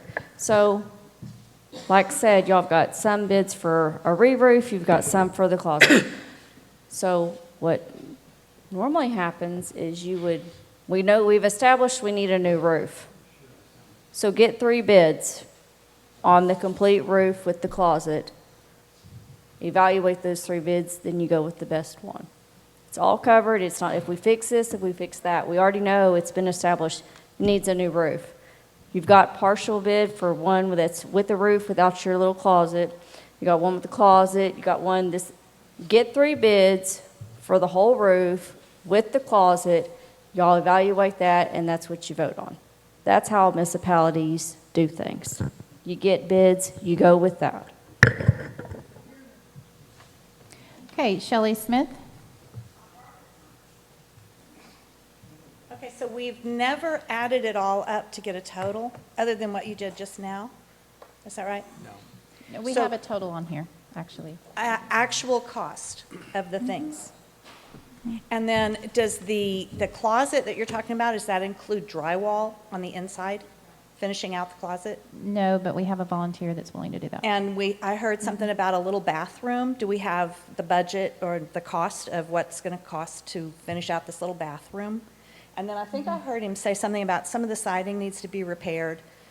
He's pulling off part of the roof, so the decking is gone. We're going to have to redo that. Okay, good. So I would like to see a total expense on this whole thing before you make any decisions. Thank you, Shelley. Patrick Smith? Okay, Tracy Hibbs?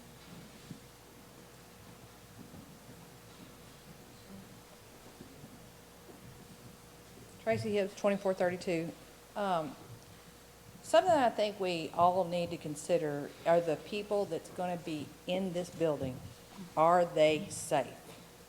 Should be in the front of everybody's mind. If we don't have a good roof, they're not safe. If it's not waterproof, they're not safe. It creates black mold. The other thing I want to bring to your attention is the ground lease. Has anybody seen the ground lease since it's been redone? I seen it today. Okay, so all the changes were made and it's not been available to anybody else? I viewed it today to make sure it was fully executed. I did not check it for any edits. Okay, thank you. Okay, Dale Bryant?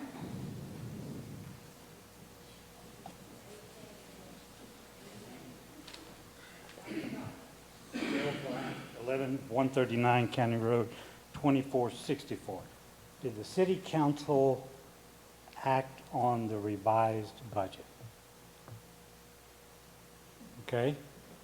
Is the complete budget that you have, is that complete to occupancy? And that's really the key word. Do we have a budget for what is it going to take to get us to occupancy? Not the roof, not this stage, not this. Do we have that? Yes. I do know it's over $100,000, right? I think that's an error. I don't think so. Okay. I've been a contractor for 45 years. Yes, and I know that you know It's quite a not bit. right. Is the roof in the budget? No. No, so we don't have a budget. Every time, we just keep spending money, and we don't know what the hell we're doing, or what we're going to end up with, and what it's going to cost. There were 32 people here tonight. Does anybody think 32 people are going to get in an 1,100 square foot building and have a city council meeting? Hell no. What are we already doing, We already people? have done it, Mr. Bryant. Where 41 occupancy can fit in that building. And that is wrong. I talked to an inspector that can do the fire marshal inspection, and he told me there's no way in hell you can Actually- get approval for 45 people. Actually, we already had the fire marshal out. You're in error. The fire marshal actually said it could fit more than 41 people, and we've already had a council meeting in there, and so, you know, that's. Get certified. 41 people. Thank you. You have to. I'll pay for it. I'll get you in. Well, I think we can do better than a tarp.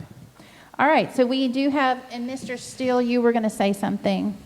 I guess what I was really just going to say is in order to answer Alex's questions, in order to come up with a decent budget, we have to decide what we can afford, and we have to decide, you know, what all items we can do at this time.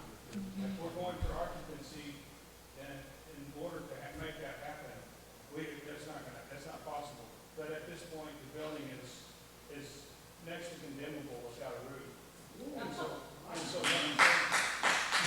getting at is in order to have a budget, you know, we have to know how much we can spend before we can even decide what building we can build.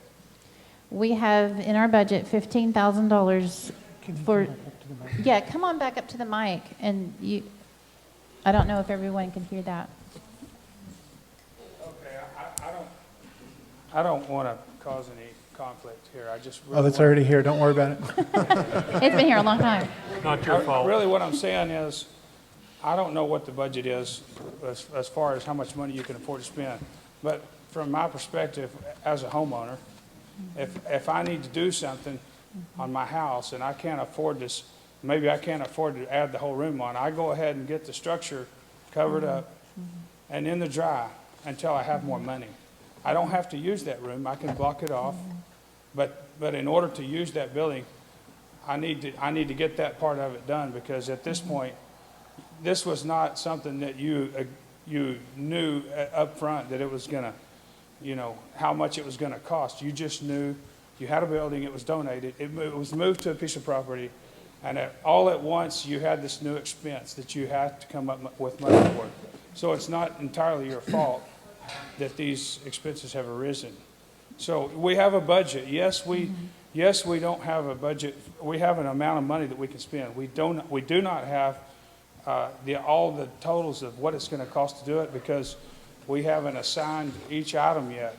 All we're trying to do is get this project in the dry. We're not trying to build a Taj Mahal. We're trying to It's never make this been that. thing waterproof.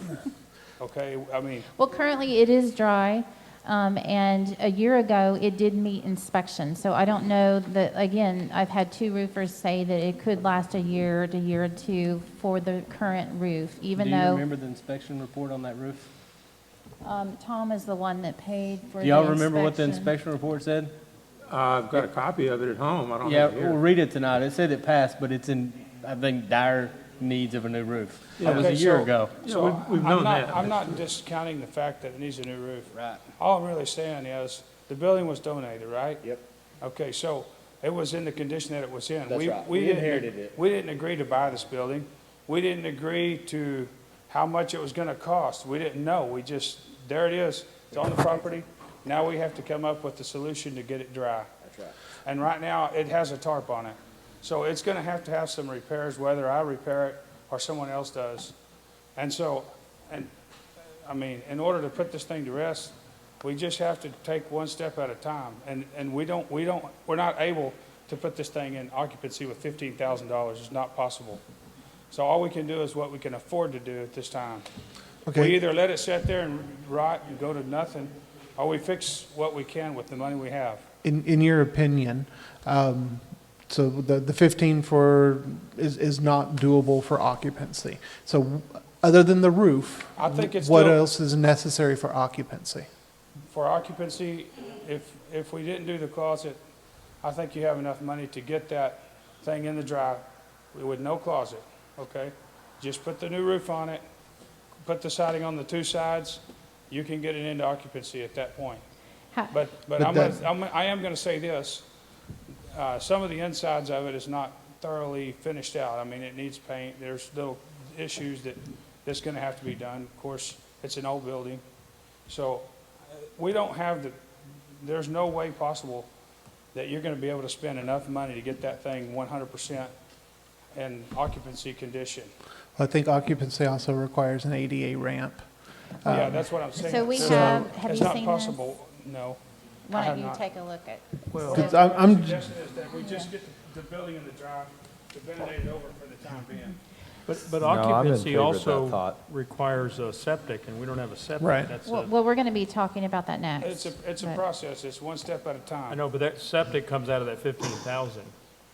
Well, So I'll have to detail that, but, so for your part, so if you have an interior door though, it's not an exterior door, I don't understand how you say you could dry it in when it's an interior I'm door. talking about the exterior, all I'm talking about is getting the shingles on it, getting the siding on it, and at least it would be in the dry for the time being. But there's an interior door that is not meant to be an exterior door there. Well, that can be adjusted, I mean, a door is about $100 at McCoy's, that's not an expensive item, really. You can sheet over it. What'd you say? You can sheet over it. Yeah, we can sheet rock over it too. But the thing There needs to be is, an you currently don't have the money to completely make it to occupancy with 15,000. That's not Well, possible. actually, when you crunch the numbers here, I think if, now the roof, the whole new roof thing was not in that budget.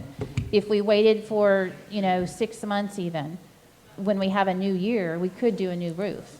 So if the 15,000, we could do the closet, and with a few little donations for remember the septic I have on that budget, with all the numbers that we've shown there, we could do all of that and then wait for the new roof for 6 months, and we could put that in the next year's budget.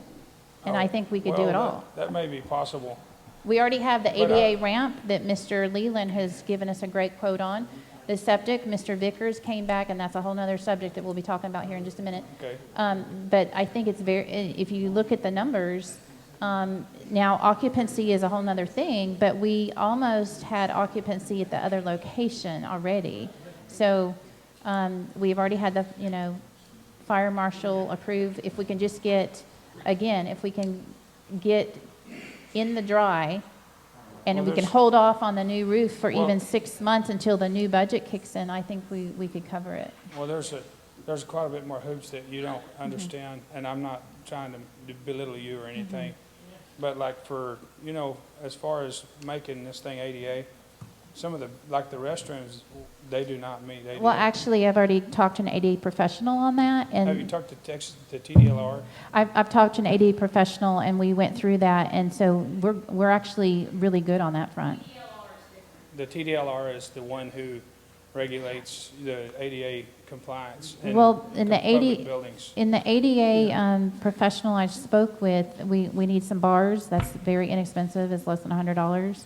I have done those, okay? Well, as long as you have, I think the bathroom has to have like a minimum of 5-foot turn radius. on Yeah, the- I've all already that dealt stuff. with that with the professional, it. and, no, I already have talked with the professional on that, and so I think we're kind of getting off topic. Yes. But on that, but yes, no, we've dealt at length on that, and so, I'm not discounting the the ADA for compliance and all that.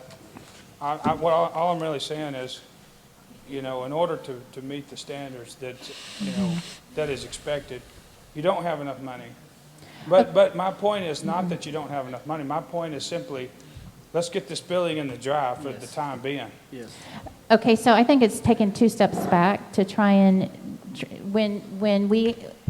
if the insurance will cover, like if there's a problem, I think we can make it 6 more months. We've already made it 2.5 years with the current roof. Another 6 months, and we could. Well, the worst thing that can happen is it can start leaking, and then, you have more repairs. But it inside. is completely dry now. I was just I up there. understand, I understand. Yeah. So. But one All right, hailstorm, it'll be gone. So actually, we already had a storm and we repaired it, and I it was just fine. understand I'll take, are you gonna look at that? And Yes, ma'am. thank you, John, and thank you so much. Well, yes, thank you. And I'm going to just say that I agree. Absolutely. I think we need to get that roof on. We need to protect our investment. There's no damage as bad as water damage. All I'm saying is that let's just get the building in a good condition where it won't go down, okay? Absolutely. You're not losing money on it. And I've worked on that building for 2.5 years, and I know that it is completely dry, and I think that it can last another 6 months without getting a new roof. Well, you're probably right, but I don't, And even the roofer, Mr. Simmons, said, you know what, I think it can last probably another year, maybe 2. So, I mean, that's what he told me.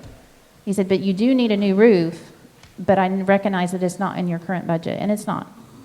So, Thank you for your expertise. thank sir. you, Yes, thank you so much, Mr. Steele. Okay, so we also do need to talk about the septic, and I think I mentioned last time that Mr. Vickers, he had given us a quote of $8,500, but then he was going to donate $4,000 of that. He came out, he called me on a Sunday night, or called me, texted me, and said, hey, I'm coming out the next day. He came out. He dug the rectangle for the septic, and then his machinery, which is a $100,000 piece of equipment, started having issues, and he was upset about it. And then he said, well, it's getting ready to rain. Shoot, my other crew had to do this too. He had to fill it back in. he was very angry, understandably upset, and so I wanted to give him some space before we discussed it again, space and time, because I understand men and their equipment. And so he did say that unfortunately he's not in the place. He's not in the place where he can donate like he wanted to. So he did. I asked him to give an updated quote. So he did quote us a new quote of $7,000, and he would give us a 3-year warranty, 2-year maintenance contract, free of charge. So that, and that is dated 4/20. So he apologized, but he said he's just not in a place financially where he could do that. He did lose money that day, and then the equipment was very costly, and he did apologize for that. We do have, remember, we already have $4,000 that has been donated specifically for the septic. So $4,000 of this $7,000 has already been designated. So for the town, it would be a $3,000 net cost, and I was going to solicit, in order for our budget to work, someone to donate, if they felt so, around $500 to help us with our projected budget for the town hall. So Tara, on the budget sheet that you just handed John and we're looking at, it says $4,000 donation from Vickers, so that's not correct? Let me see what you have.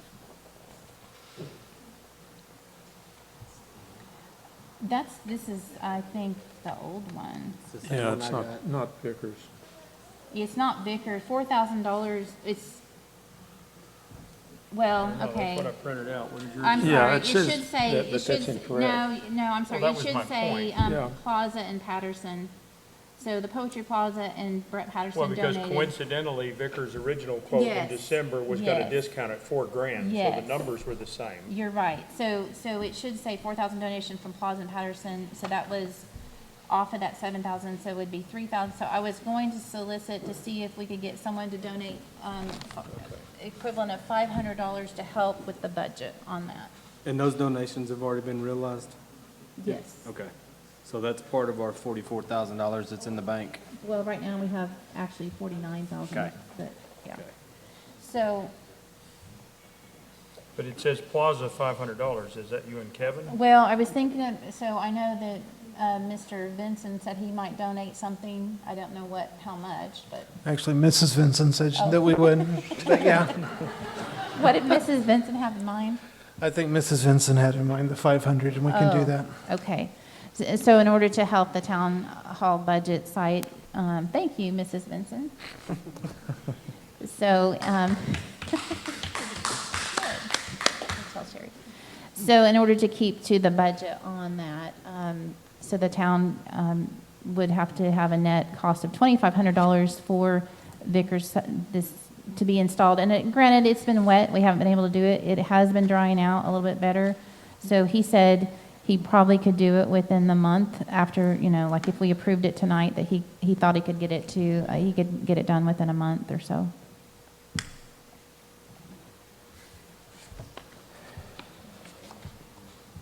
Unless it was torrential downpour, of course.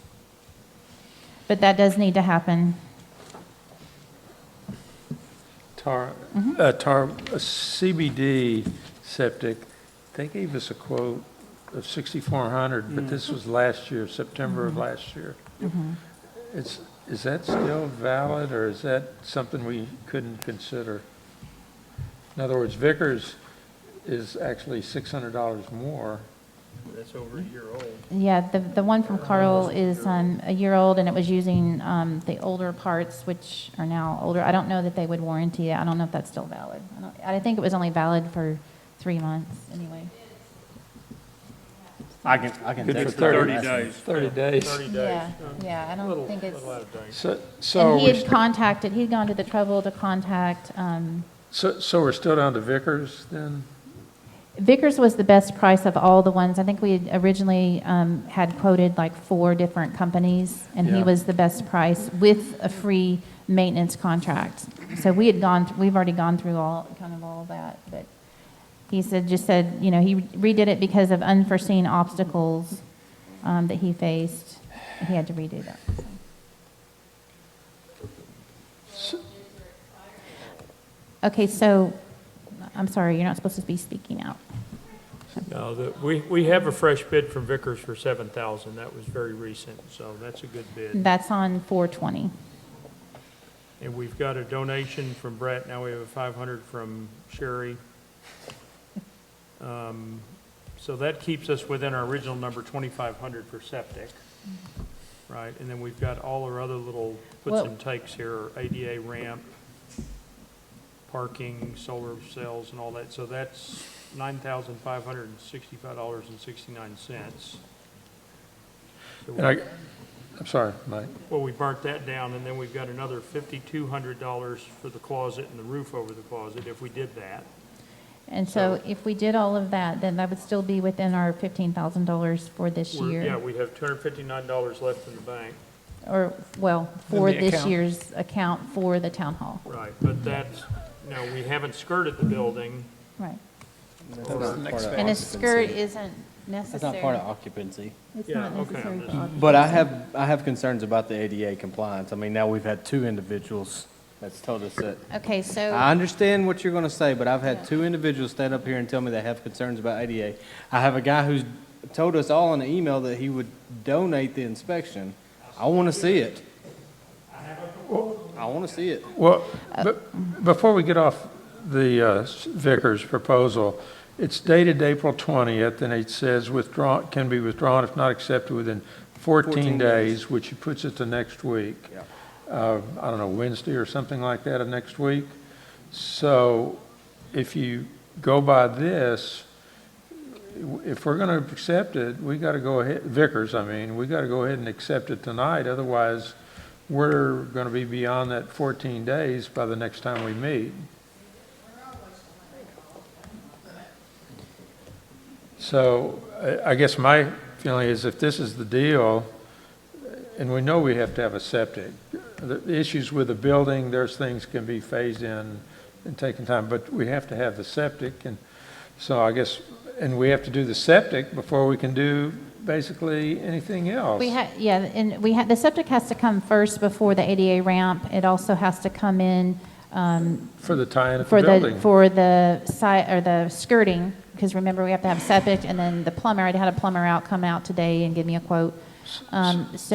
So Tara, my suggestion is we go ahead and, I'll make the motion, we go ahead and accept the Vickers offer. Whatever we're going to do on these others, there may be other issues out there, but this is a fixed cost lump sum bid, and we know how much is being donated thanks to the generous people. And so, but we need to do it tonight And so we- we don't run into the 14-day issue again, and then we're stuck. And we also know that, having looked at the other quotes, that it is reasonable. So Yeah. is there a second? Okay, so, no, please refrain from the audience, thank you. So I make a motion, we accept Vickers' offer, the one that's dated April 20th, 23. Is there a second? Thinking. I'll second.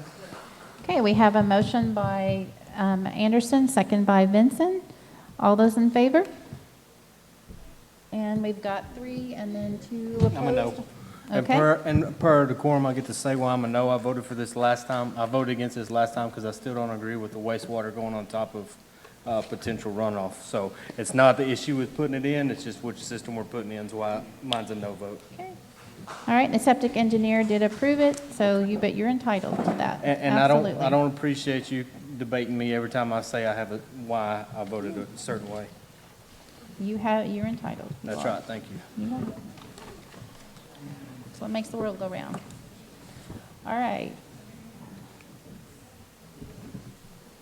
So that's 3 and 2. That passes. Okay, so do we want to, we've kind of talked about the construction proposal. Is there any, again, the steps that we do need to have the septic first before we can have an ADA ramp in. It needs to probably happen before we put the skirting in. So the septic is very critical to that. So as far as drawing in the new area and the construction for such, I think it's amazing that Mr. Steele is going to help us with our bolting in and metal strapping to make sure that that gap is complete, that we have the building conjoined where that gap is. We just need to consider, do we want to go with the new, maybe we can discuss this, do we want to go with the 3-tab shingles, the old style, or do we want to go with the laminate, the new style roofing shingles? Is that something that we could discuss? Is there a preference from the council on that? Myself, I would like to see a consolidated And I'm quote. glad you said that, Brian. I would like to work with Mr. Steele next week to see if we can get a plan and a cost and different options. Fix it like we want it with a new roof, fix it like it is with a new roof, and if we can get together one day this weekend or something and get those numbers together, I'd appreciate that. Would you be willing to do that?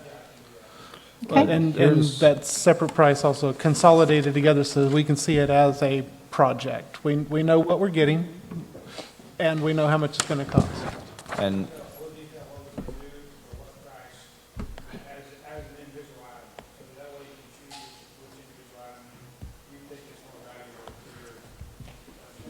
Right, including things like with and without closet, right? Because you indicated without the closet, we'd potentially save. Right.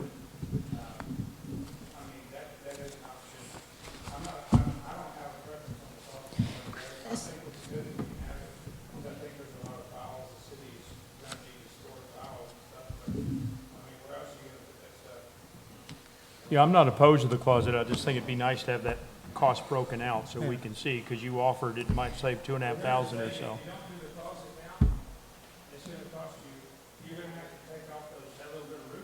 Right.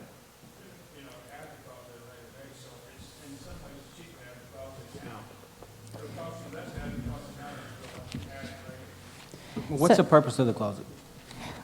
Well, it's Clearance supplies? well, it's threefold, I believe. One is it'll seal it in. 2, the hip roof is exposed right now. And so you have to close it in somehow. And the closet's what, 5 by 8? Yeah, it's fixing to say, because you can finish it like it is. So, It will finish. so you would have to buy a new exterior door. It would look kind of crazy. And it would cost more in the long run. So I'm kind of like, why not do it? It's only 5 by 8 or something. It's like very small. Plus, the other reason was that the painter, when he comes in, he was going to do the sheetrock and finish that out. So if we had that done, then he would go ahead and do that at that time. I'm not guaranteed that that would happen in the future. Well, we are going to leave a door on that end of the building though, right, for egress, for safety? Well, there's another door. There's a whole nother door that, yeah, that's just, it was going into the sanctuary previously. And so now it's just an interior door that just has a tarp Got it. behind it. So, but I don't know. I think that, I do have one point, and I hope I don't open up the camera with this, but it would be good to call it TDLR with the county. I'm not sure what county that building is in, Kaufman. but you need to call them to fix, whatever it is. You got to fix the TDLR is what it is. And, they work in the county, but they basically they will give you a ticket that shows that you're approved or whatever. They'll tell you what you need to do or don't need to do. And it's required by the law, to have that. You're supposed to be, all businesses, and I'm sure public buildings are required to have that inspection done. I think they have to have it do like once every 10 years. I'll just tell you a little story. There's a job we worked on over on Lemon Avenue right by the airport over there. And the only thing they wanted us to do was have a handrail upstairs. This building was well over 200 years old. And there's a guy that goes around, he's an attorney. And all he does is go to these different places, Saturday nights when he goes around and he says, okay, you're not ADA compliant. And then he sends them a letter, and after about 6 months, he comes back through. If they don't have that, then he files a suit against them. And then after a while, they have to either forced to correct the issue, whether it be a bathroom that's not the right size, or handrails, or all that stuff. Right. And I know that that can come at a later date. We don't have the money to do all that stuff. And, What and, I'm saying yeah. is, at least get that registration so you don't get more legal issues. Well, I talked with the company at length regarding just that, and so apparently the threshold is if your project's over 50,000, you are required to do an inspection, and ours did not qualify for that. And so we did not have to do that, but I do note that what you said, the TDLR, and I have paperwork that's, an inch and a half thick on the guidelines, and we are trying to go through those, but yeah. Well, and actually, we've got the paperwork from TDLR that says that too. It's not just verbal. It says the $50,000 threshold. If it's under the 50,000, you don't have to Yeah. submit the plan. It is. And this is their documentation. Yeah.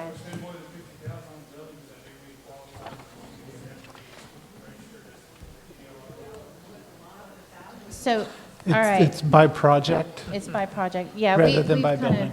exhausted that. Okay, so let's, I do like the idea of coming back with more consolidated view. The whole roofing thing was brand new, but again, different professionals vary in that. I've heard a year to two, it can last. It has already been 2.5 years, and it just now needed repair from the last windstorm, and so that was pretty amazing. It still is dry, but we can discuss that, maybe even on the forum, come out with some different.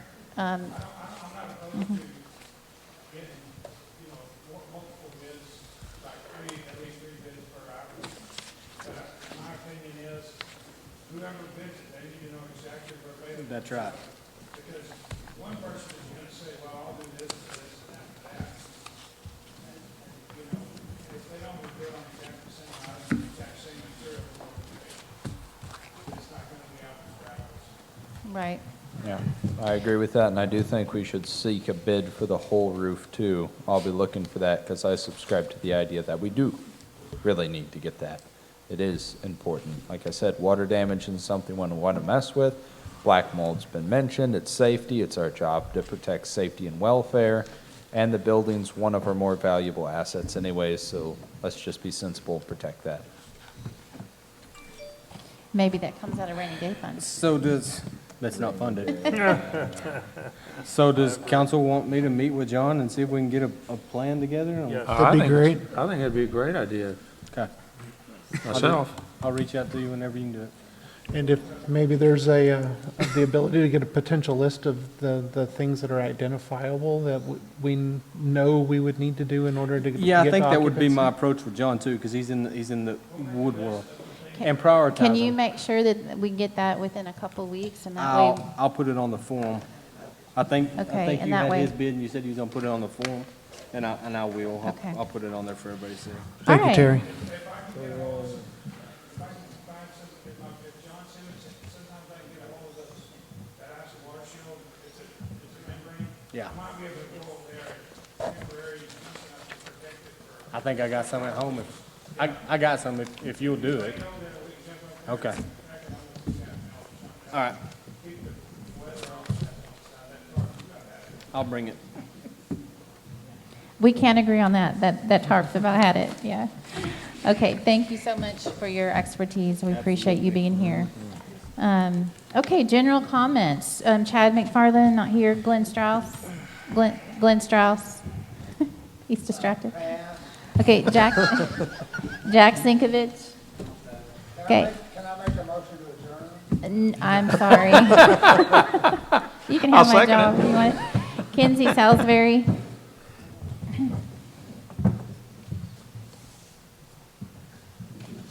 Good evening, guys. So I wrote this down so that way I wouldn't get too mushy on y'all. I might not make it to the next meeting, so I wanted to address all of y'all together.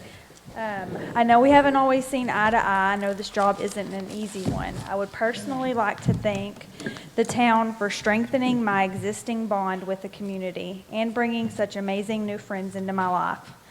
I look hopeful for the future and hope you all do as well. Today's Bible study was Matthew 7:24. It says, "Anyone who listens to my teaching and follows it is wise, like a person who builds a house on solid rock." So let's continue to work together to build poetry on solid rock. Have a blessed night. Thank you, Kenzie. That was most welcome. Thank you. Joshua Sinkovich, pass. Shelley Smith.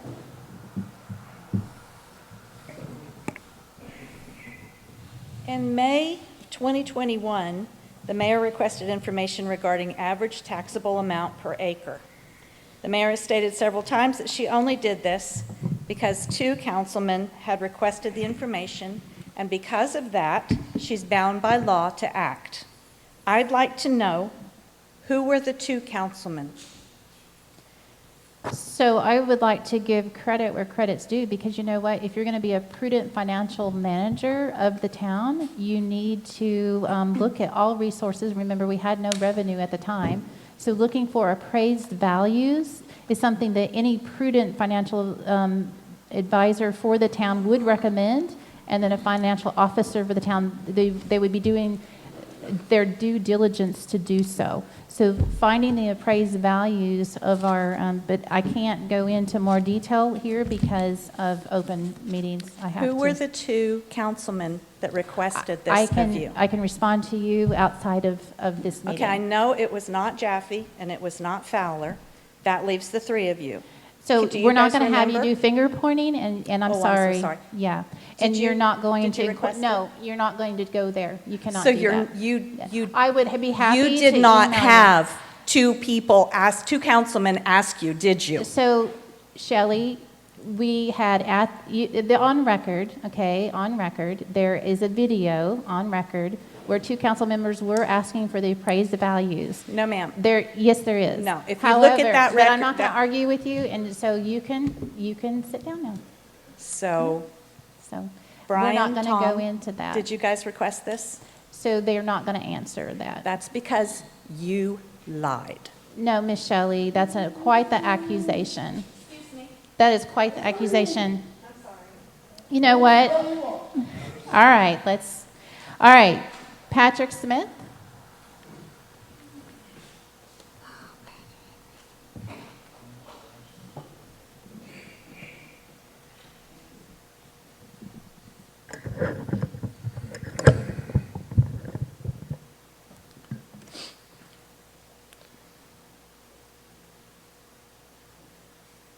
Patrick Smith, 18730, FM 1565. The decorum and procedures policy for the town of Poetry articulates the rights to be upheld by council persons, as well as the rights of a member of the public to speak or ask questions at any topic on the agenda. During general public comments, citizens may make comments on any items, even if not posted on the agenda. But town council members will be unable to deliberate, but may provide factual responses. So I'd like to know, I address the town council members. Do any of you have the courage to provide a factual response as to who were the 2 council members who asked the mayor to contact the counties to get values? Anybody? It's the same question. I asked these men if they had courage to provide factual responses given to them by the decorum policy and procedure. Anybody? I don't remember I don't remember me saying it, and I don't remember anybody else saying it, so I can't really answer. It was 2 years ago. I want to answer this question very badly, but if I answer the same question as Mr. Jaffe in this, we are creating a discussion on a topic that's not on the agenda, and I can't legally do that. I can't address the same topic that he did unless it's on the agenda. Then what does it mean? I want to answer you, I can't legally. What does it mean then when it says town council members may provide factual responses. I'm asking for a fact. In We some- did that in ignorance. That's my opinion yeah. on it. We didn't know what Mr. Berman had said at the time. That was before his time. We made that in ignorance. I've talked with other mayors, some of them, they aren't allowed to speak at all in a lot of their meetings, so They we are don't have trying. our town of poetry decorum policy and procedures that gives the rights. But they're under the same state rules, so I'm sorry, Mr. Smith. Just as Simeon so eloquently put, we are under the state rules for that. We cannot create a topic that's not on the agenda. Okay. Anybody else want to give a factual response? Thank you. Dale Bryant?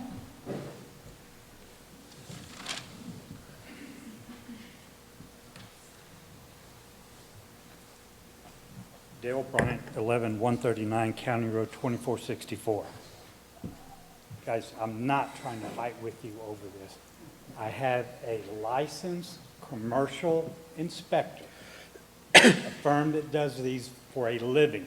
They do all of the inspections for one that I know of, the city of the Colony. Okay? $450, he will come out, go through the building, write up a report, and tell us everything that we're going to have to get to occupancy. I have another proposal from a licensed ADA inspector. Said they would come out, do the report, write it up. They even stuck in 3 or 4 hours, I remember it's 4 or 5 months ago, 4 or 5 hours where they will sit down and talk with the citizens, talk with the city council, and do all of that. There is a representative with the state that will come to Poetry for free and sit down with the citizens and the city council and talk to you about it. They'll let you know what this is. People, what you need to understand, ADA is a civil rights issue. No kidding. It is just as bad if we put a water fountain that says. Excuse me, "Lights on." I believe you're supposed to That's how address bad the it mayor. is. You are supposed to address That's the how mayor. bad it is. That's how Okay. serious a matter this is. Dale, will you please I'm email just that to trying to help me, you. and I'll be happy Thank to you for look your at time. that. Please email that to me, I'll be happy to look at that, thank you. Well, but it wasn't $450. Please do, thank you. Kevin Sinkovich? Okay. Robin Bowles?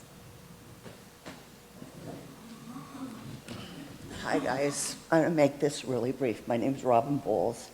I'm at 10327 Country Road 2326. I love you guys. I'm really tired of hearing people badmouth poetry, badmouth you guys trying to do what you can to get poetry up and running. I understand we've got a new board coming in, and that's fine. But why is everybody still slinging mud?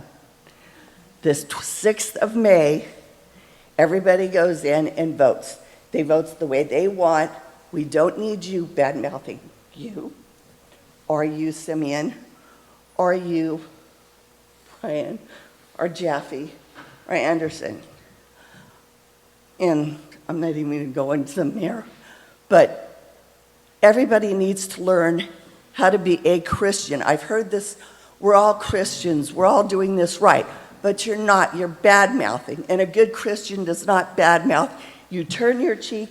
If you can't turn your cheek, you find somebody else, you go to the person you have a problem with, you sit down and discuss it. Why can't we all be good Christians? Please, I've been praying for the last year to have solidarity. That's all I want. It's for poetry. Because if we have solidarity, we can get things going. If we don't, we're just going to fight amongst each other, and nothing's going to get accomplished like it hasn't for the last year. I mean, when I came in January and started this, we were talking about no, it's all of you guys. We were talking about the septic tank. We're still discussing the septic tank. We're talking about the ADA ramps. God, I know the ADA ramps. I'm 100% disabled. I use them, but quit fighting about it. We know what we need to do. We know what we have to do legally. And just get along and try to get this thing up and running. That's all I want. I'm tired of the bickering back and forth and the arguing. I come because my husband does sound, and he volunteers to do sound, and I'm tired of hearing the fighting amongst everybody. The meetings go on forever because everybody's fighting against everybody. So I'm continuing to pray for our town.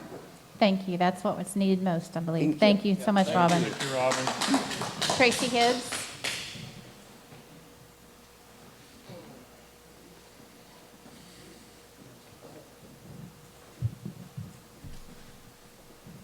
Tracy Hibbs, 2432. After listening to the general comments tonight, this town has serious issues.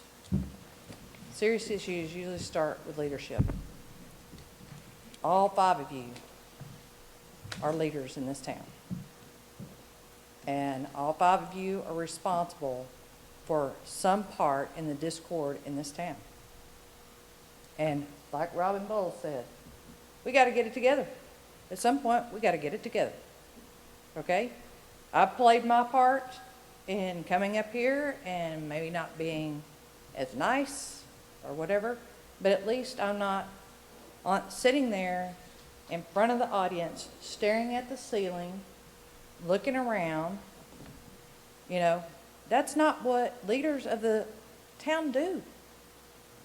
So, what I understand today at this point is that this building is important to get finished. Okay? The problem is the route in which we've gone to do it.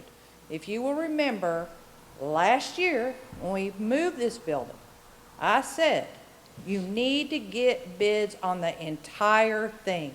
And we sit here tonight still with no firm bids to get the building to where we can occupy it. Now, whose fault is that? Okay? Nobody wants to take a stab at it. Okay? So it's everybody's fault.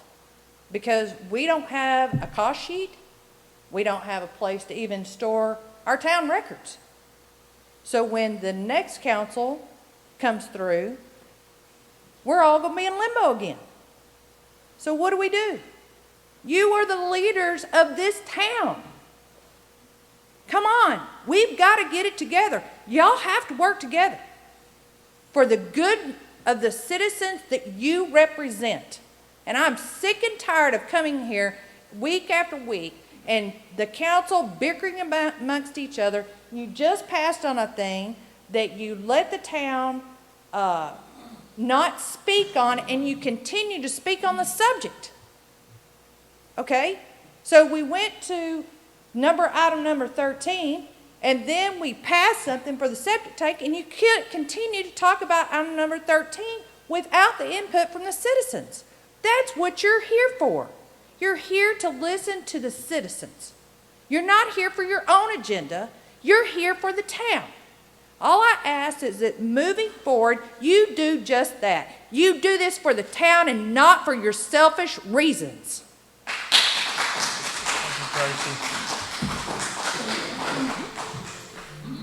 Okay, the time now is 10:53. Meeting adjourned.